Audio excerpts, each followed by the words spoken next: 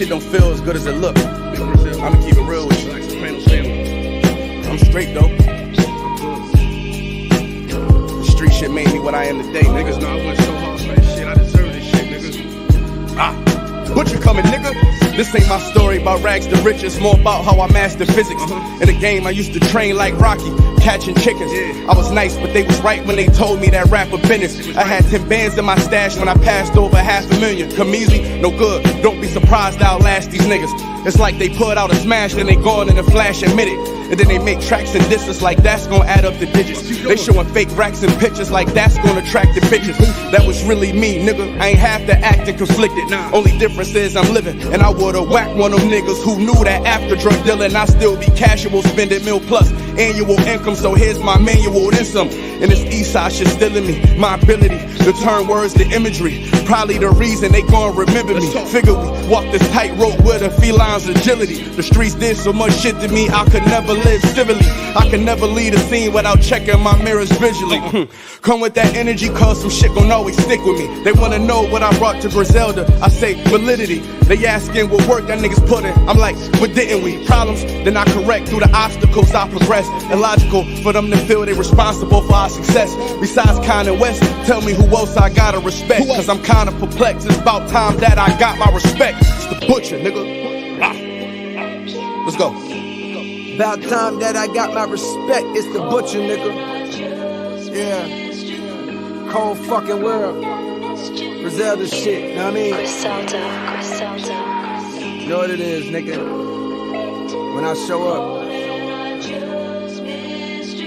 I'm on 10, nigga, not 9. On the night I was born, the rain was pouring, God was crying, lightning struck, power outage, sparks was flying. The real one's here, the young boy that walked with lions around the outlines of chalk where the corpse is lying. Of course I'm trying to revive a sport that's dying, but the guns and the drug bars that y'all relying got these nerves thinking that you niggas hard as iron. But that just mean I ain't as comfortable as y'all with lying, stretching the truth.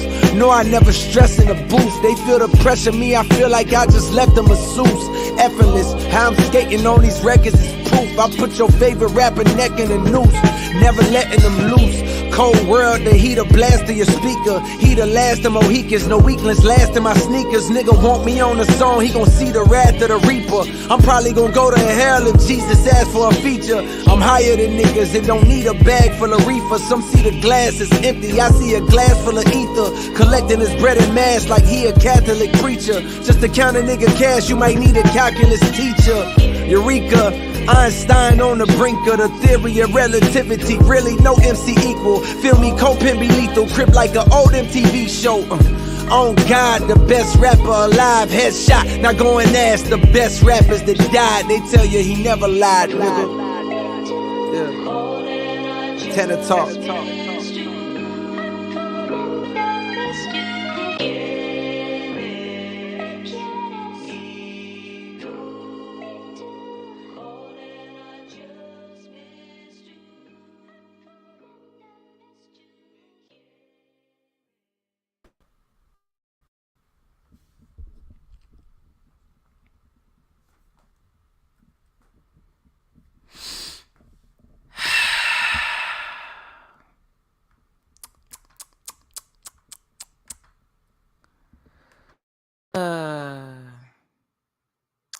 I mean, what can I say? What can I say? Man, oh man, oh man. Well, first things first, that is the brand new intro, you know. Same quarterback, but different picture, new intro, you know. Even got a different outro at the end of the live. So you guys will see that with a brand new player on it, by the way. And brand new outro music, by the way. All right. But that's out the way. Guys, the goddamn king has returned home. He has returned home to the YouTube landscape. All right. I said a year ago after we got manhandled by the Bengals, right? that I was going to take a little year hiatus from doing content video on here, even though last year I did 2 live streams and that was the last time you guys ever saw me, and it happens to be around this time in August. So last time y'all saw my face was last August. Since then, I've been doing some things as of late, behind the scenes, and yeah, that's pretty much it. And this and that, and an intro and outro is one of them. All right. So I've been diving and moving basically. All right, over the last year or so. All right. So I'm back, y'all. I'm back in full force. Um, I I start college again in a couple of days, which the good news, thank God, it's my final year. It is my final year. Um to the people, I will say this before we get started with anything. Um to the people who is starting college, coming fresh out of high school, starting college, man, my advice to you is this. Um just go to class. All right, just go to class. All right. I mean, at the minimum, just miss at least two. All right, don't miss like multiple, more than two. Okay. Um. Also, you're gonna have to like email your professors. It's like if you're like being absent from class and all. You know what I'm saying? So that they know that you're there, that you're not gonna be there in class for that day. So that's another advice I got for you guys. All right, to those who's just starting college right now. All right, and this is somebody who's entering his final year. Man, look, I know from experience. All right, that first year of college it's gonna be tough. All right, you're gonna have to adjust to that level because I mean you're coming out of straight from high school to college, and trust me, I know what it's like. I know it's like I was in your position not too long ago. Okay, so I get it. I get it. It's so hard to adjust from something that you've been at for 4 years, and you gotta adjust to a new thing that you gotta do for the next three. You know, which is basically 8 years if you really think about it in that time frame. In that time frame, when you're going to high school to college, it's literally 8 years. You're doing 4 for high school and 4 for college. So it is what it is. So I'm so thankful that I've made it through freshman, sophomore, and junior year, and now we are coming to the end of my not just college career but my schooling career in general. I've been going to school since I was you know just a toddler. And school's really been my whole life. I mean, you really think about it, man. Your first job, man, is really school, although you're not getting paid until you get to college. Until you go to college, then you get paid and stuff because they send you checks and all, which is student refunds. So it is what it is. All right. But yeah, man, I'm just thankful that in a couple of months, in a year from now, that I'll be getting that damn diploma. Even though it's kind of weird because I just noticed something right now. My aunt, she got her master's back in May, right? And get this, I didn't even know that you get your diploma 6 weeks in the mail. I thought it was kind of like how you get your diploma, like middle school and high school. When they, the principal just hand you the diploma and stuff. You know what I'm saying? Across the stage. I did not know that you get your diploma like 6 weeks in the mail. You know, so that's actually a new thing I just learned. All right, so to the people who's graduating with me and to the people who's going to be graduating about, you know, 3 years from now, I mean, or four, whatever, same shit. Um, just know when it's your time to cross that stage, just know that you will be receiving a diploma 6 weeks in your mailbox. All right, just give you a little heads up. All right, you heard it here from from yours truly. All right, so just know that when it's time, you know what to do because your boy, the Mafia King, give you guys the heads up. During your first year in college. All right, so that's what I say about that. But yeah, I'm kind of glad I am gonna be ending college real soon because I got some plans coming. I have a bucket list for my post college career because I mean this is the Fair World Tour, and I have a lot of things I want to do after I'm done with this college shit. And that's the thing. Not only school has been on my mind, you know, um, I've been doing some things with some content creators in the Buffalo Bills department. You know, people I've known for a year for so now.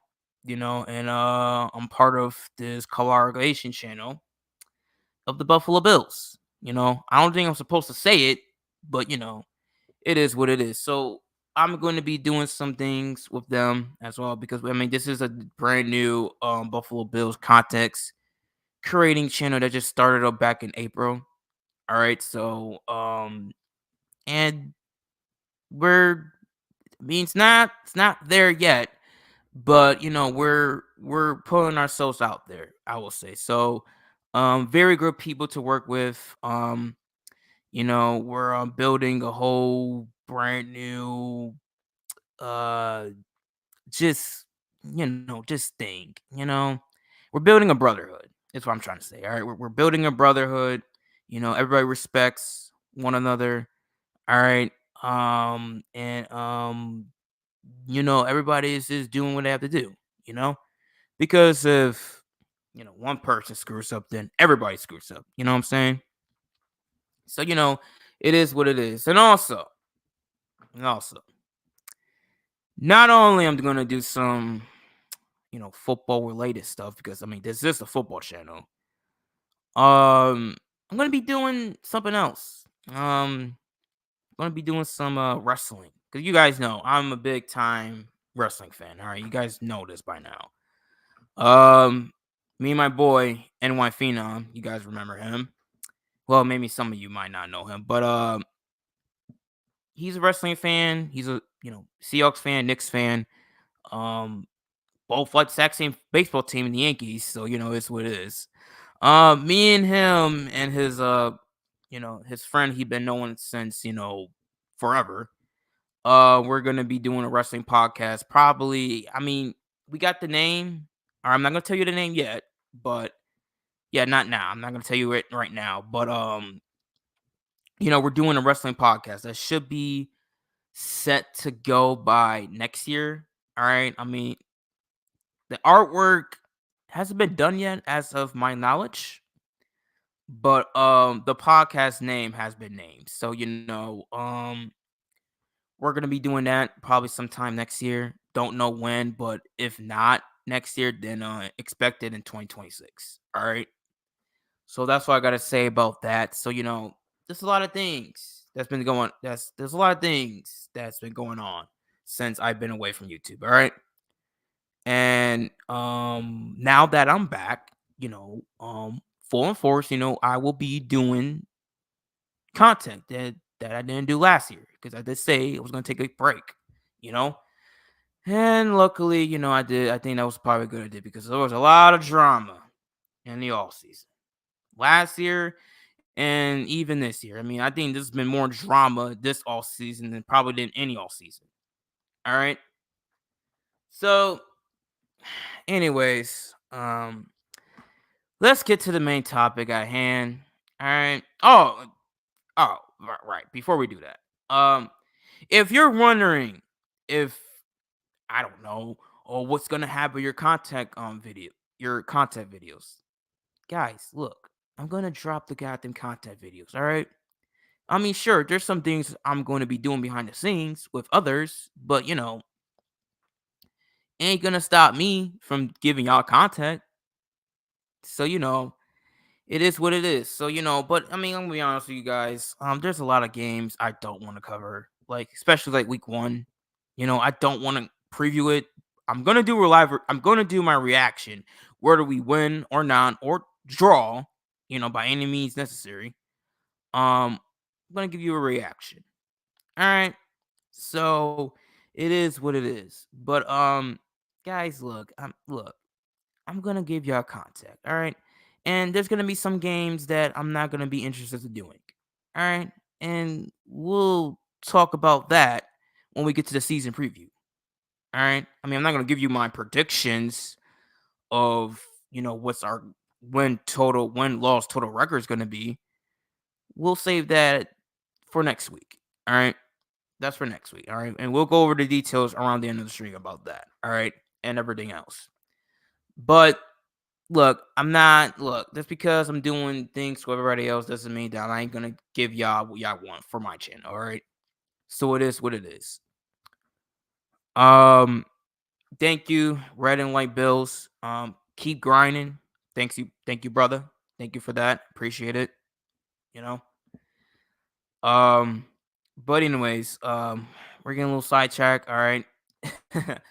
But anyways, let's get to the topic at hand, all right? Because I don't feel like being here forever, all right. So, anyways, let's start off the off-season recap. All right. Let's talk about it. Let's start with, I guess, where everybody was freaking out that, oh my god, it's over, the Stefon Diggs trade. All right, let's discuss about that. Look. Everything must come to an end, and unfortunately, you know, Stefon Diggs' time in Buffalo was a little bit shortened. 4 years, gave us 4 great years. You know, made actually kind of helped Josh Allen of where he is at now as the quarterback he is now today. Even though Josh Allen put in some work too, but Diggs is credit for the success with Josh Allen. All right. So this whole Diggs made Allen shit, I mean, it was pretty much more of Allen putting in the work ethics and fixing up everything that he had, during the whole drive process, with the accuracy issues and stuff. He fixed all that. All right. And during the 2020 season where the whole entire world was shut down. All right. And then we had riots and stuff. So you gotta give credit as credit's due. All right. Josh Allen put in the work. All right. It wasn't just Stefon Diggs just miraculously just fixed Josh Allen's accuracy overnight. All right. That doesn't make any sense whatsoever. Okay. So at the end of the day, I thank Stefon Diggs for his time and what he has helped this team become. All right, he literally has made this Bills offense so juggernaut that we haven't seen since the Super Bowl Bills 90s teams. All right. So I will give Stefon Diggs that. All right. He did change the entire offense. All right. To make it a whole passing attack. All right. But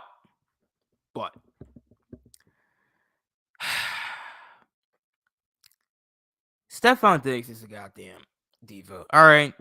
Call what it is. All right. Because at the end of the day, bro, why put out that damn tweet? I mean, just why put out the tweet? You know? I mean, saying that you think, you know? I mean, come on, bro. Come on. Like, what are we doing here, bro? Like, you got a lot of people, right? Man, it's just so frustrating, right? Because it's like you're seeing a lot of people coming at Stefon Diggs' like defense, right? Oh, that Diggs got to get out of Buffalo. He should not be there. this and this, that, the relationship between him and the quarterback ain't going well, this and this, that. He's putting his hands up in the air and stuff and yelling at him, because of a play that Josh Allen fucked up on 4th down. All right. So my thing is this, man. And also fuck Trayvon Diggs too. All right. He's another one. All right, saying that he wasn't shit before he even got there. Oh, shut the fuck up. All right. Shut the fuck up. All right. Shouldn't you be getting burned by Kadarius Toney or something? I mean, shouldn't you get burned by, I don't fucking know. Hell, probably Gabe Davis. All we fucking know. Like, bro, worry about you getting burned by certain receivers and even the trash ones, bro. All right? The fuck out of here. Shit. How about you freaking learn how to goddamn cover better? Shit. Damn. But, yeah, man, I mean, it's just like, when you really think about it, right? And I know a lot of people think that the Bills is fuck, right? Because we traded with Stefon Diggs and everybody is expecting Josh Allen to now revert back to the quarterback he was before Stefon Diggs got there in 2020. Morons. Do you not know how a quarterback development works? I mean, you go from your rookie year to you're either good or bad. But then if you're like, okay, if you're like bad in your rookie season like Josh Allen was, you can show some flashes. You can show some promise to saying, oh shit, we can actually, this kid can actually be something. We can actually build around this kid. Because this kid is actually legit. Fuck how terrible he's been. He's showing us some flash that he really is going to be a great quarterback in this league. That's how it works. And then year 2, the year that everybody keeps criticizing Josh Allen for, I mean, look, I understand the accuracy was just trash, but bro, dude, he led the Bills to 10 plus wins since the 90s. All right, you can say the defense was part of it too because the 2019 Bills defense was actually good. But to say that Josh Allen was trash his second year, I mean, dude, he gave John Brown a career year for 1,000 yards. Cole Beasley had his best year in his whole entire career with the Bills. Tony Romo couldn't do that. Dak Prescott, sorry ass, can't do that shit. He goes to Buffalo with second-year quarterback, and he nearly had 1,000 yards. I mean, 1,000 receiving yards. I mean, what are we talking about? So, like, at the end of the day, who the fuck was Josh Allen throwing the ball to? He was throwing the ball to a number 3 and number 2 wide receiver in the damn league. So, and also, he had total touchdowns to 29, by the way. All right. So, I'm just saying. All right. On the ground and even in the air. All right. If you combine it both, he had 29 touchdowns in total that year. Okay. So, Josh Allen in 2019 wasn't great. It damn sure wasn't fucking mid. He had a solid year in 2019. Okay? So that's all I gotta say. So and also he was showing you in 2019 or what was about to come in 2020. So when he had that great year in 2020, I wasn't fucking shocked. Because everyone in Buffalo knew that, oh shit, he's gonna fucking go off next year. He's gonna break out. Because we have seen improvement from year 1 to year 2. And then the mega jump went to year 3. So to sit here and tell me with a straight face that Josh Allen is going to revert to the same quarterback he was 5 fucking years ago because he doesn't got that number 1 wide receiver no more, y'all should just log off. Matter of fact, no, don't even do that. Just go to the settings on your Twitter, your Instagram, your Facebook, this Threads, whatever social media page you got. Hell, some people probably got fucking MySpace still. Go to the settings account, click the information, and delete that shit. All right, so that we don't even see your face ever again on any social media platform.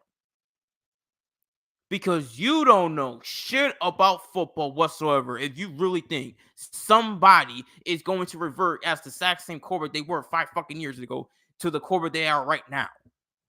He's fully developed. He's fully developed. You say the same shit when Brian Dable left. Oh, he's gonna regress. We all know Ken Dorsey was a terrorist, but hell, he had what, 35 plus touchdowns? 35? I believe so. In 2022. Let me check. I could be off, but I know damn well Josh Allen still had a sensational year. All right, the turnovers. Okay, he was wild on the turnovers. All right, even though some of them wasn't his fault, but at the end of the day, man, when it's all said and done, my thing is this: why would he revert back to the Saxon quarterback as he was 5 years? Because you think that Stefon Diggs, you really like people like y'all really honestly really think Stefon Stefon Diggs is better off without Josh Allen and Josh Allen isn't? Because I'm gonna be honest with you, and this is what I mean. The whole Diggs made Josh Allen argument. This is why I think it's the most stupidest argument, because if you go back to 2019, Stefon Diggs wasn't even in nobody's top 10. Probably let alone top 15. All right? And he had no Pro Bowls whatsoever. No even all pros. He goes from Kirk Cousins to the young phenom in Josh Allen, and he has a career year. He led the league in receiving yards his first year in Buffalo. He had an all-pro, first-time Pro Bowler with Josh Allen. So why aren't y'all saying Josh Allen made Stephon Diggs instead of Diggs made Allen? You know? Like, I don't get that. I don't get that whatsoever. Like, Stephon Diggs was he wasn't even the number one option on his damn team in Minnesota. It was Allen Thielen. Prime Allen Thielen. Okay? And they were running the ball more, which is why, he wanted the fuck out of Minnesota. And him being a tampering brat too. All right. And in this one, he believes that, it's all about me and stuff, like, dude, bro, sit your ass down somewhere. All right. It's not about you, bro. All right. It's about we. All right. Not me. All right. That's his problem right now. Him and his goddamn brother. Shit. They're about team me more than team we. All right. So at the end of the day, when I really look at this damn trade, honestly, I think we're actually kind of better off without Stephon Diggs. Because, I mean, honestly, man, I really believe the reason why Josh Allen has these many interceptions and the turnovers that he got, and even though it was before, like, Stephon Diggs, because he really wasn't a turnover machine his first 2 years. Hell, not even 2020, I think when we got to 2021 and then, 2022 and, last year, right? I just believe that Stephon Diggs was the one trying to tell us that, just force the ball, just give me the ball, and just forfeit that shit. I think that's why Josh Allen has the turnovers and the interceptions. Because you can't tell me it's coincidence that he goes from his first 3 years, right? Route not being this turnover machine and stuff, right? And then after his first 3 years, the next 3 years, he's a turnover machine. I mean, like, look at these interceptions. Like, these interceptions is like high. What? 15, 13, 18. I mean, like, at the end of the day, and yeah, I know it's a different league. I know everybody is throwing the ball more, so everybody's throwing hella interceptions too. All right, Mahomes does it, Burrow does it, Herbert does it. There's a lot of quarterbacks that is going to force feed the ball. All right. It's just not Josh Allen. It's all the quarterbacks. All right. Because this is a passing league now. All right. Even though it was before. But this is a more passing league because now you got mobile quarterbacks fucking everywhere. All right. So at the end of the day, man, it was all said and done, bro. I mean, it's not a coincidence. It's really not a coincidence. So this is just a series to me. All right. So we'll see what happens. So if he cuts down on the interceptions this year, let's say like Josh Allen throws to like, I don't know, 7 interceptions, right? Well, that should give him what? MVP votes and possibly the MVP itself, determining on what the hell the Buffalo Bills win-loss record is this year. So, yeah, man. I mean, it's not coincidence. So, to me, that we see Josh Allen not being this turnover machine, and yet we see the last 3 years he's now throwing a hell of interceptions and having too many turnovers. I mean, what are we doing? 36. So I was close. All right. Oh, wait, no. No, 35. 2022. Oh, so yeah, I was right. See, I was right. He had. Oh, I was wrong about the interception. So it was 14. So 35 touchdowns to 14. Okay. Yeah. And that was with Ken Dorsey, by the way. Okay. So all I'm saying here is that, look, guys, I think honestly, Stefon Diggs honestly kind of made Josh Allen this turnover guy. And I think with him, just being a goddamn diva and telling not just Allen, but like the whole entire offensive staff, including the coordinator, that just force me the ball, just give me the ball every time. Like, and obviously, yeah, you are the number one option. Don't get me wrong, but my thing is, there's other players that want the ball more than you, Diggs, like Knox, Cole Beasley when he was here, Khalil Shakir, hell, even the damn running backs wants the goddamn ball. Shit, like James Cook, for example, like, bro, it's just not about you. All right, it's not about you. All right, it's about everyone else too. All right, you're not that important. All right, sorry to say, you're really not that important. Like, do you honestly think that they do this shit in Kansas City? Fuck no. You think they do this shit in Cincinnati? Fuck no. Whoa, hold on now. Wait, now that's contract. That's just contract negotiations. All right, that's a whole different thing. But still, you get my point. San Francisco, Miami. Like, come on, bro. They don't do that shit there. Because you know why? They force feed everybody the ball. Or they're not just locking one target. They're making sure that everybody gets the ball. And yeah, will they give it to the number one option? Sure thing. But guess what? When it comes to teams like San Francisco and the Dolphins and the Bengals, bro, they got more than just one viable weapon. They got like 2 or 3. Hell, even 4. Tyreek Hill, Waddle,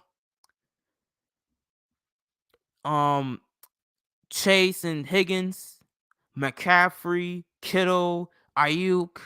Well, we don't know. He might get traded. But Deebo Samuel, you know what I'm saying? Look, come on, bro. What do you like? Come on, man. Come on, bro. Like, what do you think this is, man? Like, what? Oh, I'm just that important, and y'all should just give me the damn ball every single fucking time. Okay, well, what's gonna happen when they double team you? Well, you still want the damn ball by then, so that Josh Allen can throw a goddamn pick, and then you could go on the damn bench and scream at his ass, like you did in the Bengals game in the snow. I ain't got time for this shit, man. I ain't got time. So, like I said, man, at the end of the day, The Buffalo Bills made the right decision. Baron and Bean and McDermott, they made the right decision because I mean, as Josh Holmes fed up with this goddamn Stefon Diggs shit, you already know that those two was just fed up too. All right, everybody, all three of them, hell, even fucking Ken Dorsey even defending Stefon Diggs is bullshit. All right, I mean, I don't like the guy. Don't get me wrong. Well, as a NFL coach, I like the person Ken Dorsey because he is a nice guy. But him as a NFL coach is that I don't like at all. All right, he's more of a play designer than an actual um calling plays and stuff. I mean, I have a love-hate relationship with Brian Dable.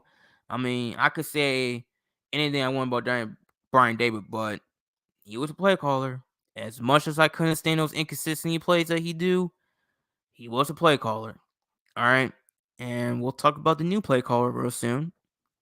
But yeah, man, all four of them, and I think even Dable even defended too, right? So there goes five.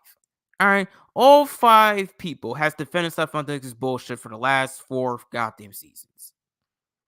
All right, because it's like, and you can tell, especially when the dude walked out and shit, right? He didn't want to go to the damn media and shit. Yeah, you saw them saying, "Yo, that's just Stefon Diggs being Stefon Diggs," because you can tell by their voice and their face expression that they were pissed. They were pissed about that dude, bro. How he just walked out on the team after we just got our asses handed at home and shit by the Bengals, and yo ass just left just like that. Not even gonna talk to us. Not even gonna say anything. You're just gonna walk out the building just like that. Yeah, man, I'm just gonna pack my things and get the fuck out of here. I'm not gonna talk to the media. I'm not gonna tell my players or coaches, my teammates, nobody. Not a damn thing. Just gonna get the fuck out of here. Man, please. I bet 100% they wanted to probably traded his ass the next day or during that off season after he pulled at that shit.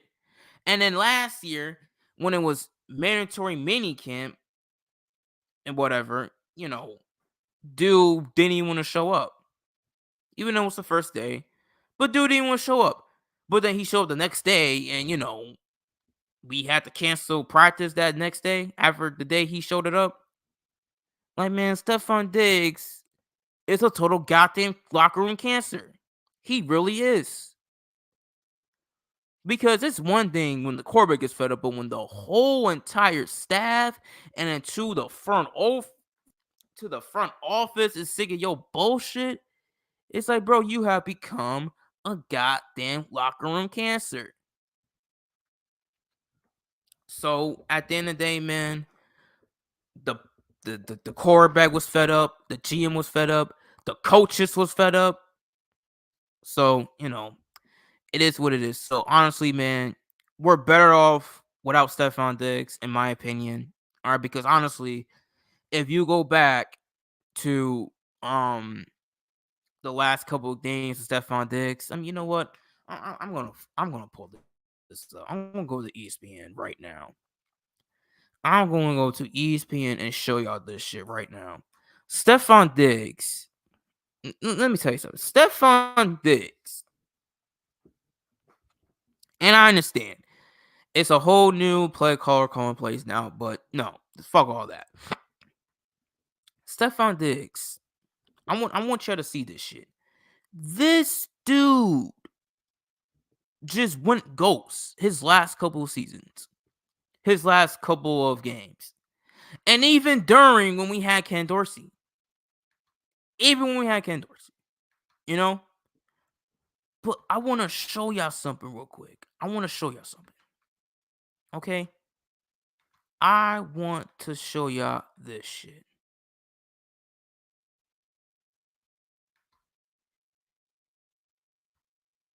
I really do. Hold on. Okay. All right, y'all can see it. Look at this shit right here. Look at this shit. Look at this. This dude didn't have a 100 receiving yard game since the Giants game. Look at this. Look at this shit. 58, 70, 86, 34, 27, 74, 24, 48, 29, and 26. And I don't even want to start in the damn playoffs. 87, 52, and 21. This dude, and that's another thing. He doesn't even show it in the damn playoffs, too, right? So to sit here and say that, you know, Stefon Diggs is whatever y'all say about him. Well, he sure as hell don't come through the damn playoffs because that dude dropped the fucking ball perfectly. Like that stadium has been here for nearly 50 years. If they've never seen a perfect thrown ball down the field like that, that could have been probably one of the best throws ever, not just in the Bills franchise, but in playoff history. Hell, let alone NFL history. That could have went down as one of Josh Allen's 10 plus throws once he's hanging up. That could have been a goddamn highlight of his goddamn career. And this dude drops it. This motherfucker drops it. We could have won the damn game had you not drop it. All right. So Stefon Diggs does not even show up in the playoffs because let me tell you something. Stefon Diggs, the last time this dude scored a touchdown in the playoffs was his first year in Buffalo. When we beat the Ravens 17-3, when that crazy ass win game, that was the last time Stefon Diggs scored a fucking touchdown. Let alone that was the last time he ever even showed up in the playoffs with the Buffalo Bills. But, and that's another thing. Since I bring up touchdowns, last time this dude scored a touchdown is when we got fucked by the goddamn Eagles in Philly in the rain. Don't get me started in that goddamn game. That was the last time homeboy scored a damn touchdown. His final touchdown with the Buffalo Bills was when we got robbed by, those damn crooks and Zeba's goddamn stripes in the rain in Philly in overtime. Last time he scored a touchdown. I mean, like, what are we doing here? What are we doing here? And yeah, I mean, yeah, okay, sure. You can say, well, Joe Brady, maybe Stephon Diggs is not the number one option for, Joe Brady's offense. And I kind of see why they did it. I kind of see why they even traded, even though he bashed the quarterback, but I see why in hindsight it's like, all right, maybe this dude doesn't fit well in my offense, So, it is what it is. And I don't think Joe Brady want to deal with his damn bullshit too. So, luckily Joe Brady doesn't have to deal with that shit at all. At all. As the offensive coordinator, thank God. Thank God. But the one thing I will give Stefon Diggs this. He was fucking right about Ken Dorsey. Hell, we all said about Ken Dorsey. All right, that the dude was a fucking bozo. All right, the dude is a total bozo. All right, he is a terrorist. He's a terrorist. All right. So if you you can say what you want about Stefon Diggs, but he was right about one thing. Ken Dorsey had to go. He had to go immediately. All right. And I really wish the Bills would have saw that sooner than later. All right. So thank you, Denver, because maybe we had to lose that game on purpose. Even though it was a little risky, but maybe we had to lose that game on purpose. Because who the hell knows what would have happened if we had Ken Dorsey, with, Dallas and Kansas City. Jesus Christ, we probably missed the goddamn playoffs. Hell. So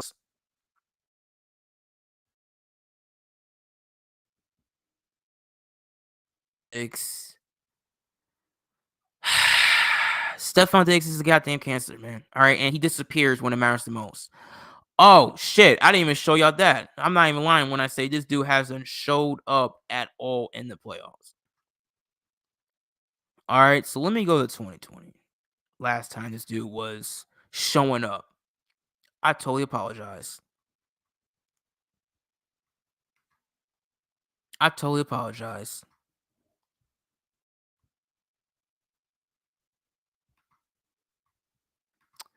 All right, this is only gonna take like only a couple seconds. So, all right, let me show y'all. Let me show. Oh, such and such made who. Since y'all believe this dumb shit, since y'all believe this, I'm gonna show y'all this right now. I'm gonna show y'all this right now. Look at this shit right here. This is 2020. This is his first year in Buffalo. All right.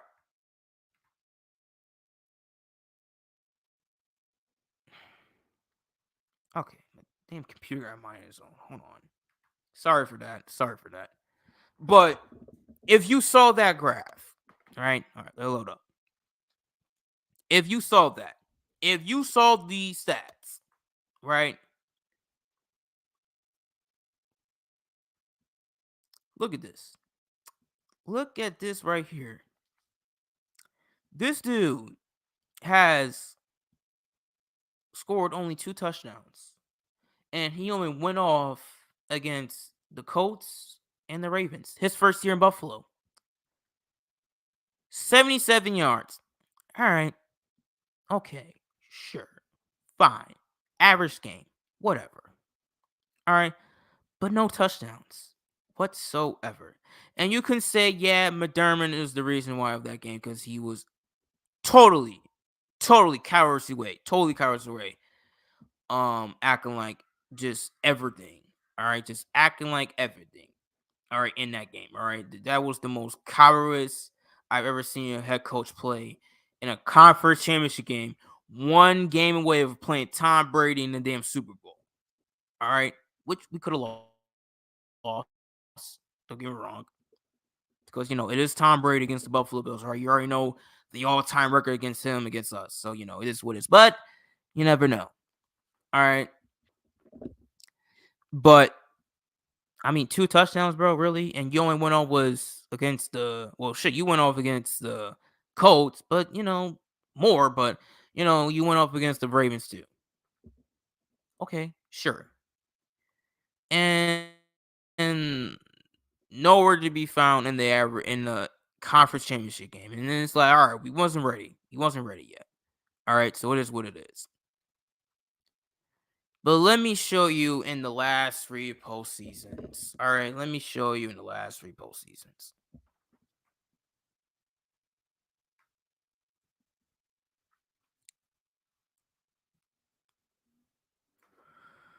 Let me show you in 2021 year. All right. We don't count the Pro Bowl. Our Pro Bowl does not fucking count whatsoever. Okay?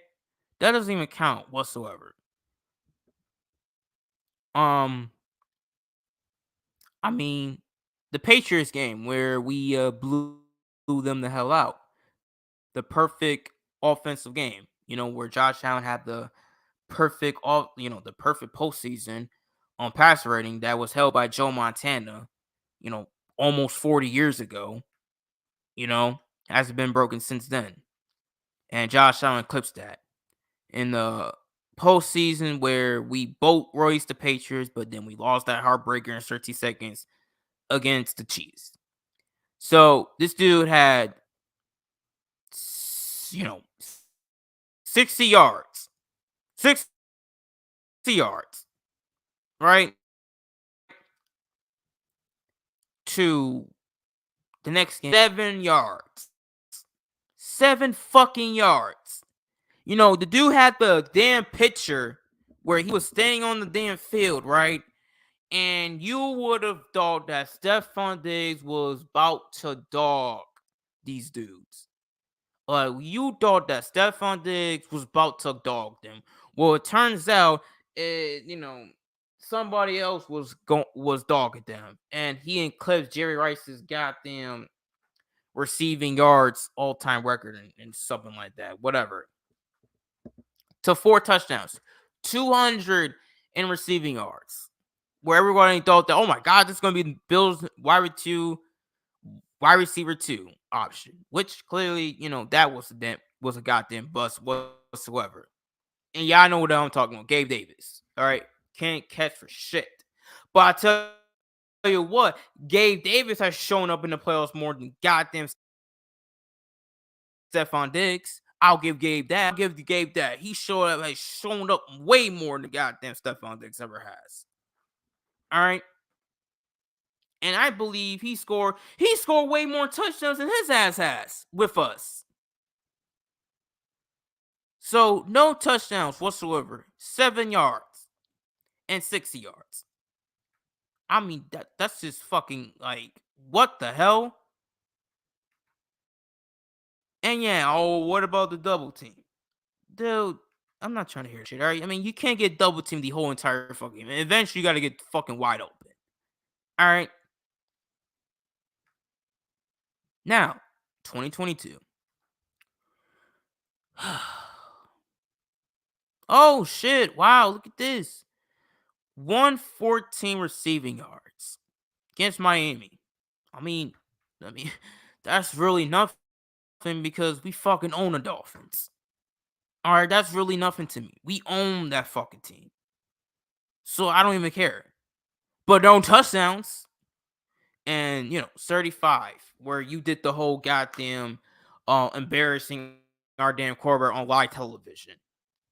35 yards.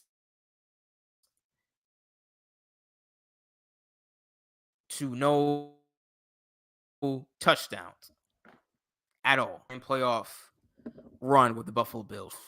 Great games, couple of average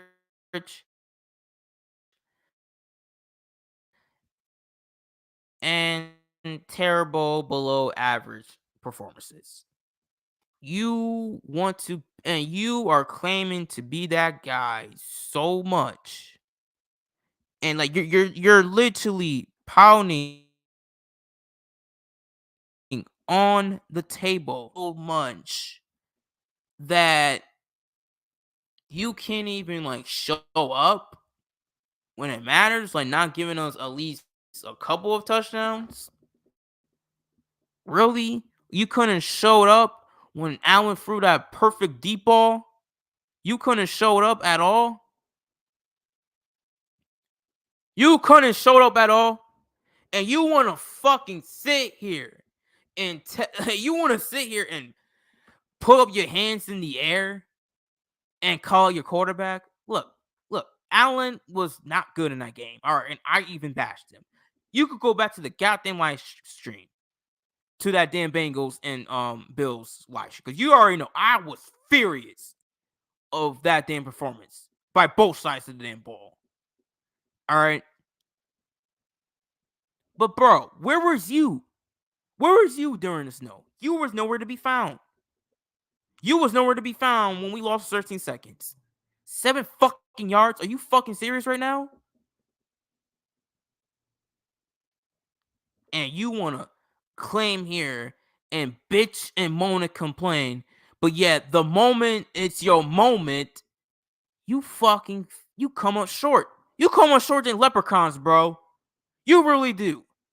Like, bro, dude, outside of the Minneapolis Miracle, what has Stefon Diggs really done in the playoffs for the Bills and the Vikings? Outside of the Minneapolis Miracle, what the hell has Stefon Diggs done in the playoffs for either side? Not a damn thing. He's living off that one goddamn moment of that miraculous play that happened in Minnesota, and he thinks that, yo, bro, I could be like, fucking Randy Moss or Jerry Rice or some type of shit. Hell, even Michael Irvin. He really thought he was that guy. Which, in hindsight, who the fuck wouldn't have been that goddamn guy? I mean, anybody could have been that damn guy in that very moment. In that very moment, anybody could have been that damn guy. People in the damn chat could have been that damn guy. I tell you what, we damn sure would have never acted like Stefon Diggs. I tell you, that fucker pretty much been a whole goddamn brat and just called my damn quarterback in a damn playoff game where the whole world is watching us. And you want to talk about, you know, such and such, I made this do. Well, where the hell was you at during that goddamn deep ball? At home, by the way. I didn't even talk about that. It was at home. And you dropped it. The dude Justin Reed didn't even like break up the pass. It's one thing if the dude would have broken up the pass, but the dude wasn't even on you. You dropped that shit completely. That the whole entire fan base, I said it before, they haven't seen a throw like that ever in that damn stadium. Jim Kelly never threw a ball like that. That stadium been there for 50 years, and we're about to have a new one about 2 years from now. They never seen a ball from for that many yards at all. And yes, and that should claim everybody that, he got the strongest arm in the goddamn league. All right. So that should be said there and done. For him to throw that damn ball for that many yards, please. All right. And this dude dropped it. But what about the shadow cross play that stuff stuff on Josh Allen didn't throw it to? Bro, let me tell you something right now. All right, first of all, he made the damn right move. All right, Chris Jones is that guy. All right, he will be in the Hall of Fame one day. All right, Chris Jones just made a goddamn great play. All right, so that's what Hall of Famers do. They make great plays when it matters the most. All right, just like Josh Allen was trying to get the ball to Shakir, which could have been a touchdown have he not got hit. Or I'm sorry. Well, yeah, was hit, but pushing, got hit. It is what it is. But who's to fucking say that even if Josh Allen option was Stefon Diggs, who's to say that Stefon Diggs could have dropped it? I mean, okay, sure, he could have caught it. But, I mean, like, if the dude couldn't couldn't have caught a damn pass that was nearly down the damn field with a damn defender not on you, what makes you think he's going to catch that shit? Because what if he drops that? Then what are we going to say? Oh, well, why did Josh Allen not throw it to the wide man open in the end zone? Like, I mean, what the fuck you want this dude to do? So at the end of the day, man, when it's all said and done, bro, I'm going to just put it like this. Like Josh Allen said, we ain't going to miss Stefon Diggs. We ain't. And that really makes me sad because Stefon Diggs is one of my favorite Bills to lace them up. Don't get me wrong. But, dude, at the end of the day, man, you ain't Andre Reed. You ain't Eric Moles. Okay, hell, you're not even Terrell Owens. James Lawson. They're all better than you, in my opinion. Stefon Diggs. So, at the end of the day, man, you're the 5th best receiver in Buffalo Bills franchise. Gotta call what it is. Calling it what it is. All right. So at the end of the day, man, we thank you for our time. But bro, you is a total goddamn diva. And what's gonna happen when CJ Stroud doesn't throw you that one Tennessee pass? On that one Tennessee pass, because he got Nico Collins, he got the tight end, he got Tank Dell. I mean, like, Stefon Diggs, you're like the wide receiver 3 on the damn team. You're not even the number 1 option. Like that fan said, like, dude, you're like wide receiver 3 anywhere else. And now you are. So when CJ Stroud doesn't give you that ball that much, and he's even like handing the ball to Joe Mixon, I mean, what, are you going to do the same thing that you did to Allen and Kirk Cousins? Because I don't know where the hell Stefon Diggs goes from here. If he can't pan it out with Houston, with CJ Stroud, then who the fuck gonna take this dude? Because it's one thing to go havoc in one place, but to do it 2 more times, bro, just get the fuck out the damn league at this damn point. Hang it up, retire, and call it a career. That's what I gotta say about that. And trust me, I get it. I know Stefon Diggs wants the ring. I will never take that away from him. He wants the ring. All right. But bro, you're doing it in a whole different way. You're doing me instead of we.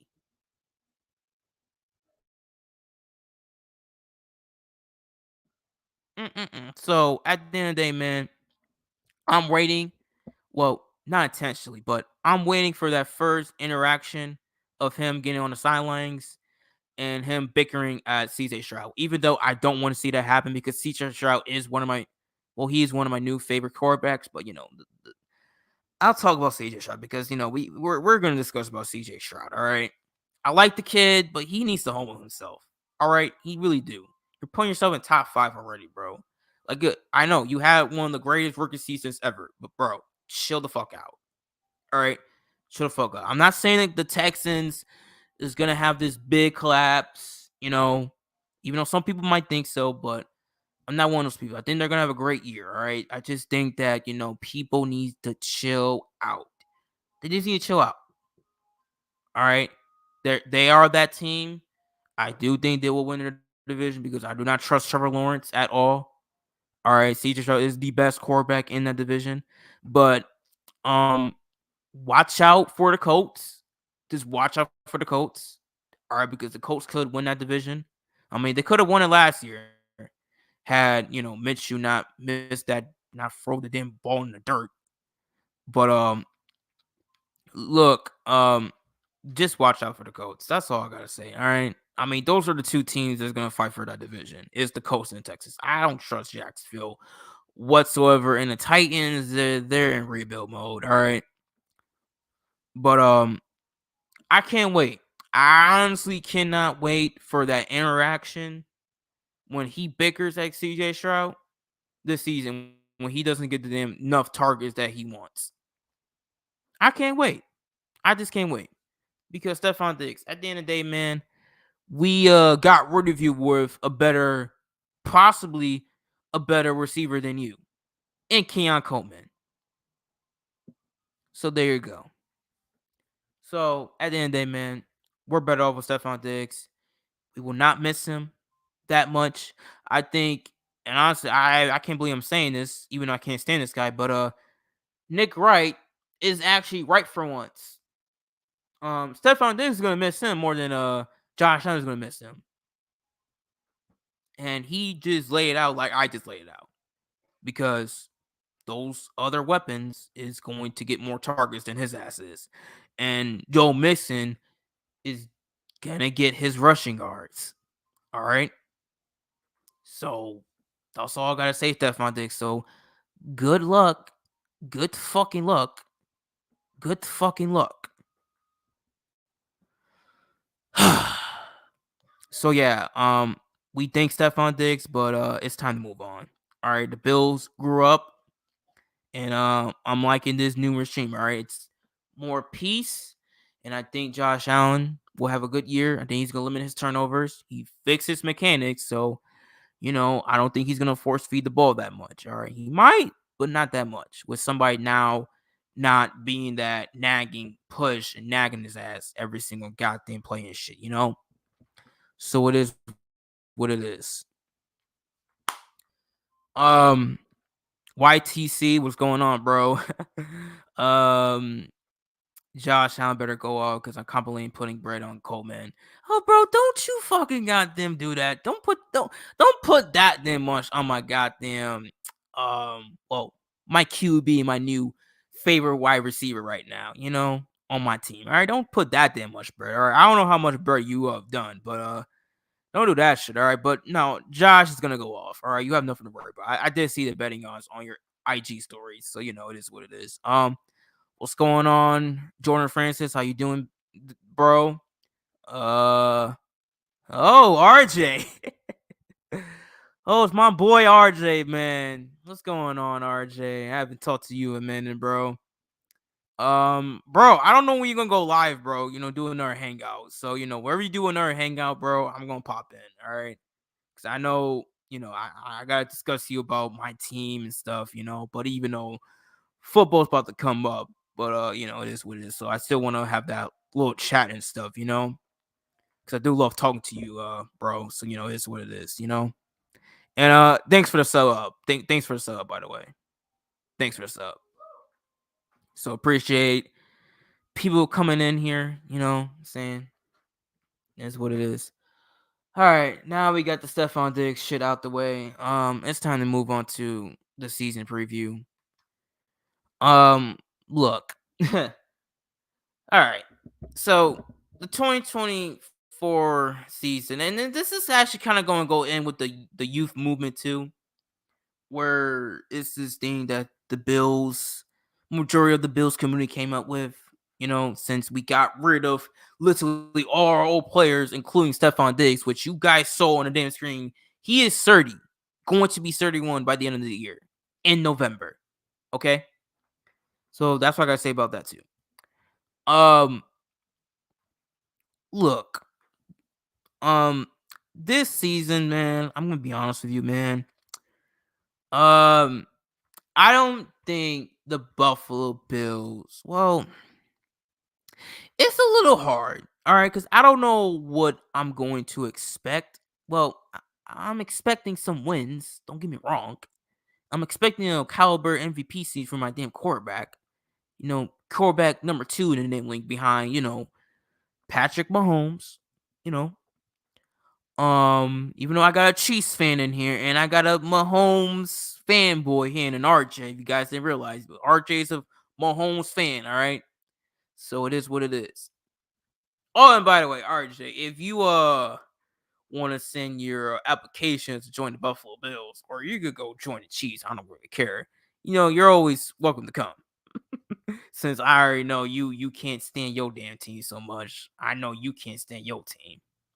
Trust me, brother. I was there just for, you know, for those damn years. I couldn't stand this damn team either, bro, until we got, you know, actual people actually turn this franchise around, which, you know, one of them was our QB and our damn head coach. You know, say what you want, but, you know, Dermot did turn this team around, along with Brandon Bean and Josh Allen.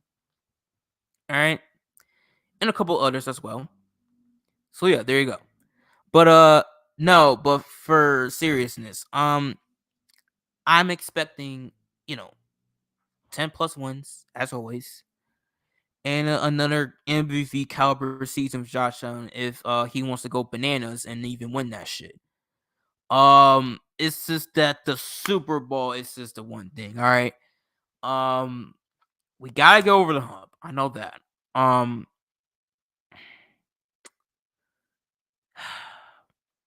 think this Bills team. I think the ceiling is going probably the AFC Championship game. I'm not sure about Super Bowl just yet because I don't think this is a Super Bowl caliber team just yet. I mean, it's the start of something new. So this is like phase 2 of Josh Allen's career. Like we got rid of all the veterans that was here with Josh Allen's first couple years, you know, from his rookie year to his last year, which was his 6th season. I do think that this is just a solid roster for now. This is like a playoff caliber team. I mean, obviously, but what I'm trying to say is that I think this team is just good enough just to like the ceiling is just the AFC Conference Championship game. All right, I don't want to put that much in the Super Bowl, but regardless of what, if they go bananas, I mean, who's to say the Super Bowl isn't out the realm? You know, because if this team, I'm going to say this, if Josh Allen gets this team to a conference championship game or a Super Bowl and wins that shit, well, what y'all gonna say? Because obviously y'all think we have no weapons. You know, people in the media think we have nobodies. You know, so what happens if Josh Allen does what Mahomes did, meaning that Mahomes took the Chiefs to a Super Bowl and won that shit back to back without Tyreek Hill, right? And Josh Allen does what Mahomes does, right? I'm not saying the boys gonna win back to back, all right, even though that would be lovely. But I'm just saying if Josh does what Mahomes did after he lost his number one wide receiver and he takes this team all the way and he wins that thing in New Orleans, well, what you gonna say then? Because if he won a Super Bowl with this roster, what you gonna do when he wins it with an actual Super Bowl roster with even more talent, with more youth on both sides of the ball? Because I got news for you: the defense is not going to be this, you know, elite. They'll be good, but our secondary is a brand new secondary without Poyer and Hyde. All right, and um Tre'Davious White as well. Even though our corner situation is actually good, with Rasul Douglas and Christian Benford, which I was completely wrong on. I did give that dude a D minus when I did my QB when I did my 2022 NFL draft, the first video on this damn channel I did 2 years ago, and I was wrong about that pick. I was very wrong. So it is what it is, and I like the Rasul Douglas trade. So he's going to be good with us. So we're set on the cornerbacks, and Kyrie Elam he might do something. He might do something. So it is what it is, and we also got the most underrated nickel cornerback in Terrell Johnson in the entire league too. So watch out for that. But this is the safeties I'm just worried about. Because it's gonna look different, man, without Hyde and Poyer. It really is. We drafted Colton Bishop from Utah, who is pretty good. He's a really good safety, and I think he's gonna do something in this league. And we got Ty Rappin and Mike Edwards too from the Chiefs. So I'm a little concerned with the safety room. Don't get me wrong, which I kind of wish we would got Justin Simmons, but the Falcons got him, and I don't understand how the hell Brandon Bean could have not paid on Justin Simmons that damn type of money, but whatever. And the dude from the Panthers, Jeremy Chinnen, who went to Washington, yeah, that kind of hurt me too. So yeah, the safety room is looking a little bit. I don't know. And the linebackers, I mean, look, Matt Milano is out until December, but I do think that the linebackers is going to step up. All right, we got Terrell Bernard. I think Dorian Williams, this kid, Dorian Williams, 42. Look out for him. I think Dorian Williams is going to be. I'm not gonna say he's gonna be Matt Milano, but he's gonna do something, man. He's gonna do something. I think he's gonna make a name for himself. You know what I'm saying? You know what I'm saying, man. So yeah, I think that the linebacker situation. I mean, okay, we lost our top linebacker. Don't get me wrong, but to say we don't got no linebackers, I mean, like, what the hell you think we did? I mean, we drafted linebackers these last couple of drafts, so I think we're gonna be fine with linebackers. All right, and plus whatever Bobby, I forget his damn last name, but the new DC coordinator, whatever he got planned, man. I mean, shit. I mean, the dude was a linebackers coach. So whatever he got cooking up in his damn defensive evil schemes, who the hell knows? I mean, if he could make Dorian Williams into a star, then shit. Matt Milano, who? Sorry to say that, but Matt Milano, who? It's the Dorian Williams and Terrell Bernard show. So that's all I gotta say about that. And the defensive line is gonna eat. So the defense line is going to eat. I think Von Miller is going to return to his form before he got injured with us. Greg Rousseau is going to break out. Ed Oliver is going to be a monster as always. And the kid, Dwayne Carter. Who knows? Who knows? He's a rookie, but who knows? But I think he'll be good. And Daquan Jones. Daquan Jones is back in the fold. So I mean, look, guys, and we also got the edge rusher from Troy, too. So who knows? Who knows, man? So I believe that this defense line is going to eat up a lot of offenses this year. So I think this defensive line is going to be nasty. Fingers crossed. Um, I think we're going to be good on the defensive line. I really do. I really do. I think that's going to be a whole Sac City machinery we got there. All right. Um. So honestly, man, I think the only thing I'm really worried about is the secondary. When I really think about it, and the offensive line. I mean, I don't know, man. I don't know. I'm kind of wish we didn't let go of Mitch Morse, but we did draft a center.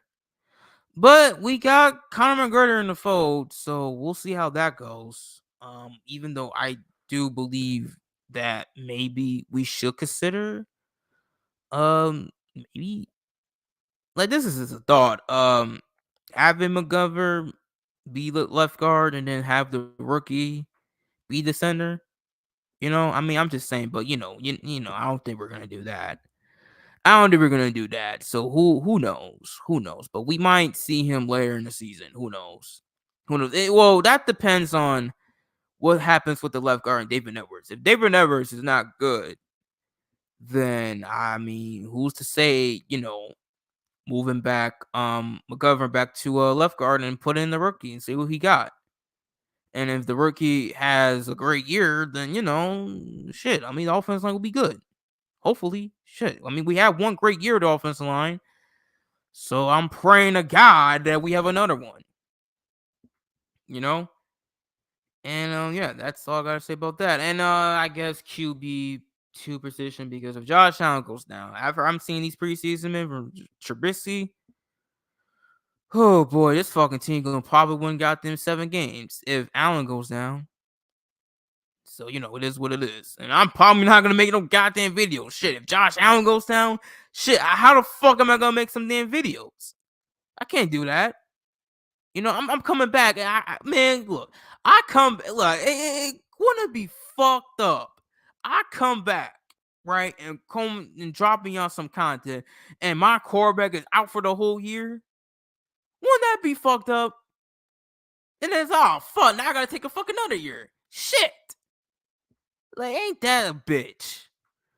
Oh well. But hey, I'll be on Twitter, so it is what it is. Hell, I'm just now, with the Instagram shit. I mean, I been on Instagram, but I don't really go on there that much. Obviously I'll be posting some damn stories, so it is what it is. But that's what I gotta say about that. All right. But yeah, that would be fucked up. So I don't know what we do with QB2 position. So I don't know. So all I gotta say is that offensive line and Josh Allen, that offensive line better be good, and Josh Allen better have a goddamn bubble wrap on him for these 17 games. That's all I gotta say. Because if he goes down, then we're fucked. We're fucked big time, Bills Mafia. We're fucked. We are fucked. That's it. That's the season right there. And the Jets, the Dolphins, who the hell knows, could win the fucking division. But it won't count because it has an asterisk on it. Just saying. Just saying. If Josh Allen goes down and either of those two teams win the division, I'm putting an asterisk on it because it doesn't count. Just like Brady went down in 08 and the Dolphins won the division, you got to put asterisk on it. Put an asterisk on it because Brady went down, y'all won the division. Even though y'all both went 11-6, but still, I mean, Brady went down, and it was asterisk on it. And then look what happened the next year. I mean, the Dolphins were trash again, as always, and Brady won the division. Now it's Josh Allen's division. If Josh Allen goes down one of these years, and the Dolphins or the Jets win the division, then and Josh Allen reclaims the division again, then guess what? It's an asterisk because you just got lucky. It is proven that if he was there, y'all want to win. Point blank simple. But it is what it is. So I pray to God that the offensive line is good and Josh Allen stays healthy. But if not, then we're doomed. We are doomed like Dr. Doom is about to doom the entire Avengers 2 years from now. You know what I'm saying? So yeah, that's my only concerns with the Bills team this year, honestly. Mostly the secondary more, and the linebacker position, I mean, we'll see. We'll see. I think Dorian Williams is gonna make some noise, but we'll see. We'll see. All right. We'll see. An offensive line, you already know. All right. And QB position too, God help us all. But wide receiver core should be good, although all right. So the youth movement, right? Obviously, it's all the Bills players who's now young. All right, you got Shakir young, Cocaine young. I think Dawson Knox is still young, but getting older a little bit. Gotta see how old is Dawson Knox actually. I think he's like in his late 20s now. Shit, who the hell? I don't know how old Dawson Knox is. I think he is in his late 20s. Shit. Let me see. Dawson Knox. Let's see. He gotta be in his late 20s. Okay, so he's 27. Oh, okay, so he'd be 28 in November. All right. Still counts. So late 20s. Shit, still counts. The fuck? But anyways, Cocaine is young. Khalil Shakir is young. And the young rookie Phenom himself, everybody's new favorite wide receiver, RJ, he's a Florida State fan, so he knows about Keon Coleman more than I do. Well, me and Keon Coleman do share the Saxon's Organ sign. We're both Tauruses, so we both will have a good time.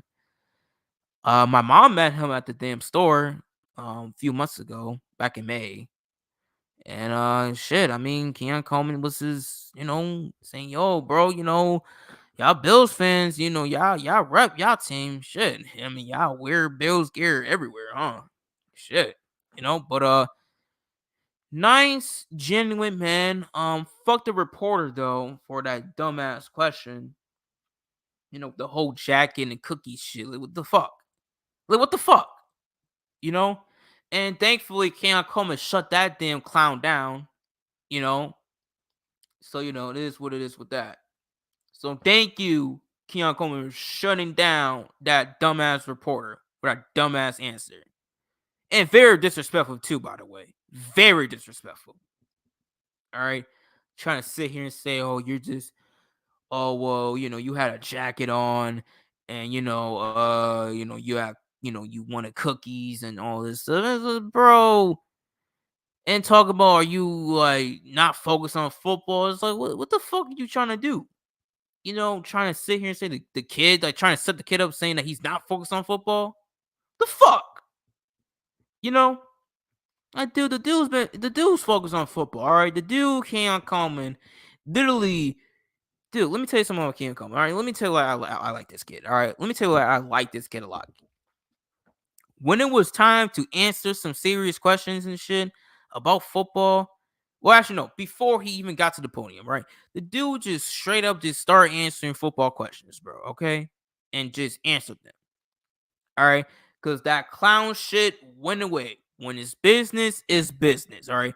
That goofy shit that you do with your friends and all right, that goes away because it's now time to condone with business. All right? It's time to condone with business. And that's what Keon Coleman did in a damn press conference. He got the goofy stuff out of his system and was ready to talk about football. All right? He was ready to answer those questions right away. All right? So that's what I actually like about the kid. All right? I like this kid a lot. All right? Because this kid is showing me that, it's about we as a team, not me. Unlike certain wide receivers. All right. So, that's why I'm going to like this kid a lot. All right. Because I don't think there's nothing diva about him. Maybe I'm wrong down the road. But, he's my age. So, who knows? Who knows? So, the boy's tall as shit. All right. I will say that. The one thing everybody keep criticizing him about is the separation. So, RJ, if you're still here, we're gonna talk about that too, because you watch college football more than I do, and like I said before, you know Keon Coleman more than I do, and you even like this kid as well. So we're gonna discuss about this whole separation about Keon Coleman, all right? Because I'm not buying it whatsoever. I'm really not. The boy can separate, all right. Now, now? Would I knock him his first season if he doesn't separate? No, no, I'm not. It's his first season. He can develop, just like Josh Allen developed his accuracy. Well, work on his mechanics, but still, fix his accuracy, fix his mechanics, and become one of the best QBs in the league right now. All right. So Keon Coleman could be just like that, you know, but the boy can't catch. So I mean, I don't give a fuck about the separation. It's like, can you fucking catch or not? And the boy can catch. That's all. That's all I gotta say. The boy can catch. The dude can catch, man. He can catch. All right. Trubisky is just so ass because we've been robbed of couple of Keon Coleman touchdowns as of late. So ugh, God, Trubisky got ugh. But anyways, yeah, man, Keon Coleman, man, the boy can actually catch, man. All right. So I'm not really worried, just a bit. He's a rookie, all right. So I don't give a fuck. All right, the boy is going to catch. All right, and I think he's going to be the number one wide receiver. I think that's going to probably fit well with Joe Brady, and Joe Brady even loves the kids. So it is what it is, and they're probably helping this kid. Allen likes the kid, McDermott likes the kid, Brandon Bean likes the kid. Everybody likes this kid, bro. All right, so it is what it is, but he's not going to be the number one option. The number one option that's gonna fuck a lot of people up is going to be Dalton Kincaid because y'all don't got tape on this boy. You don't.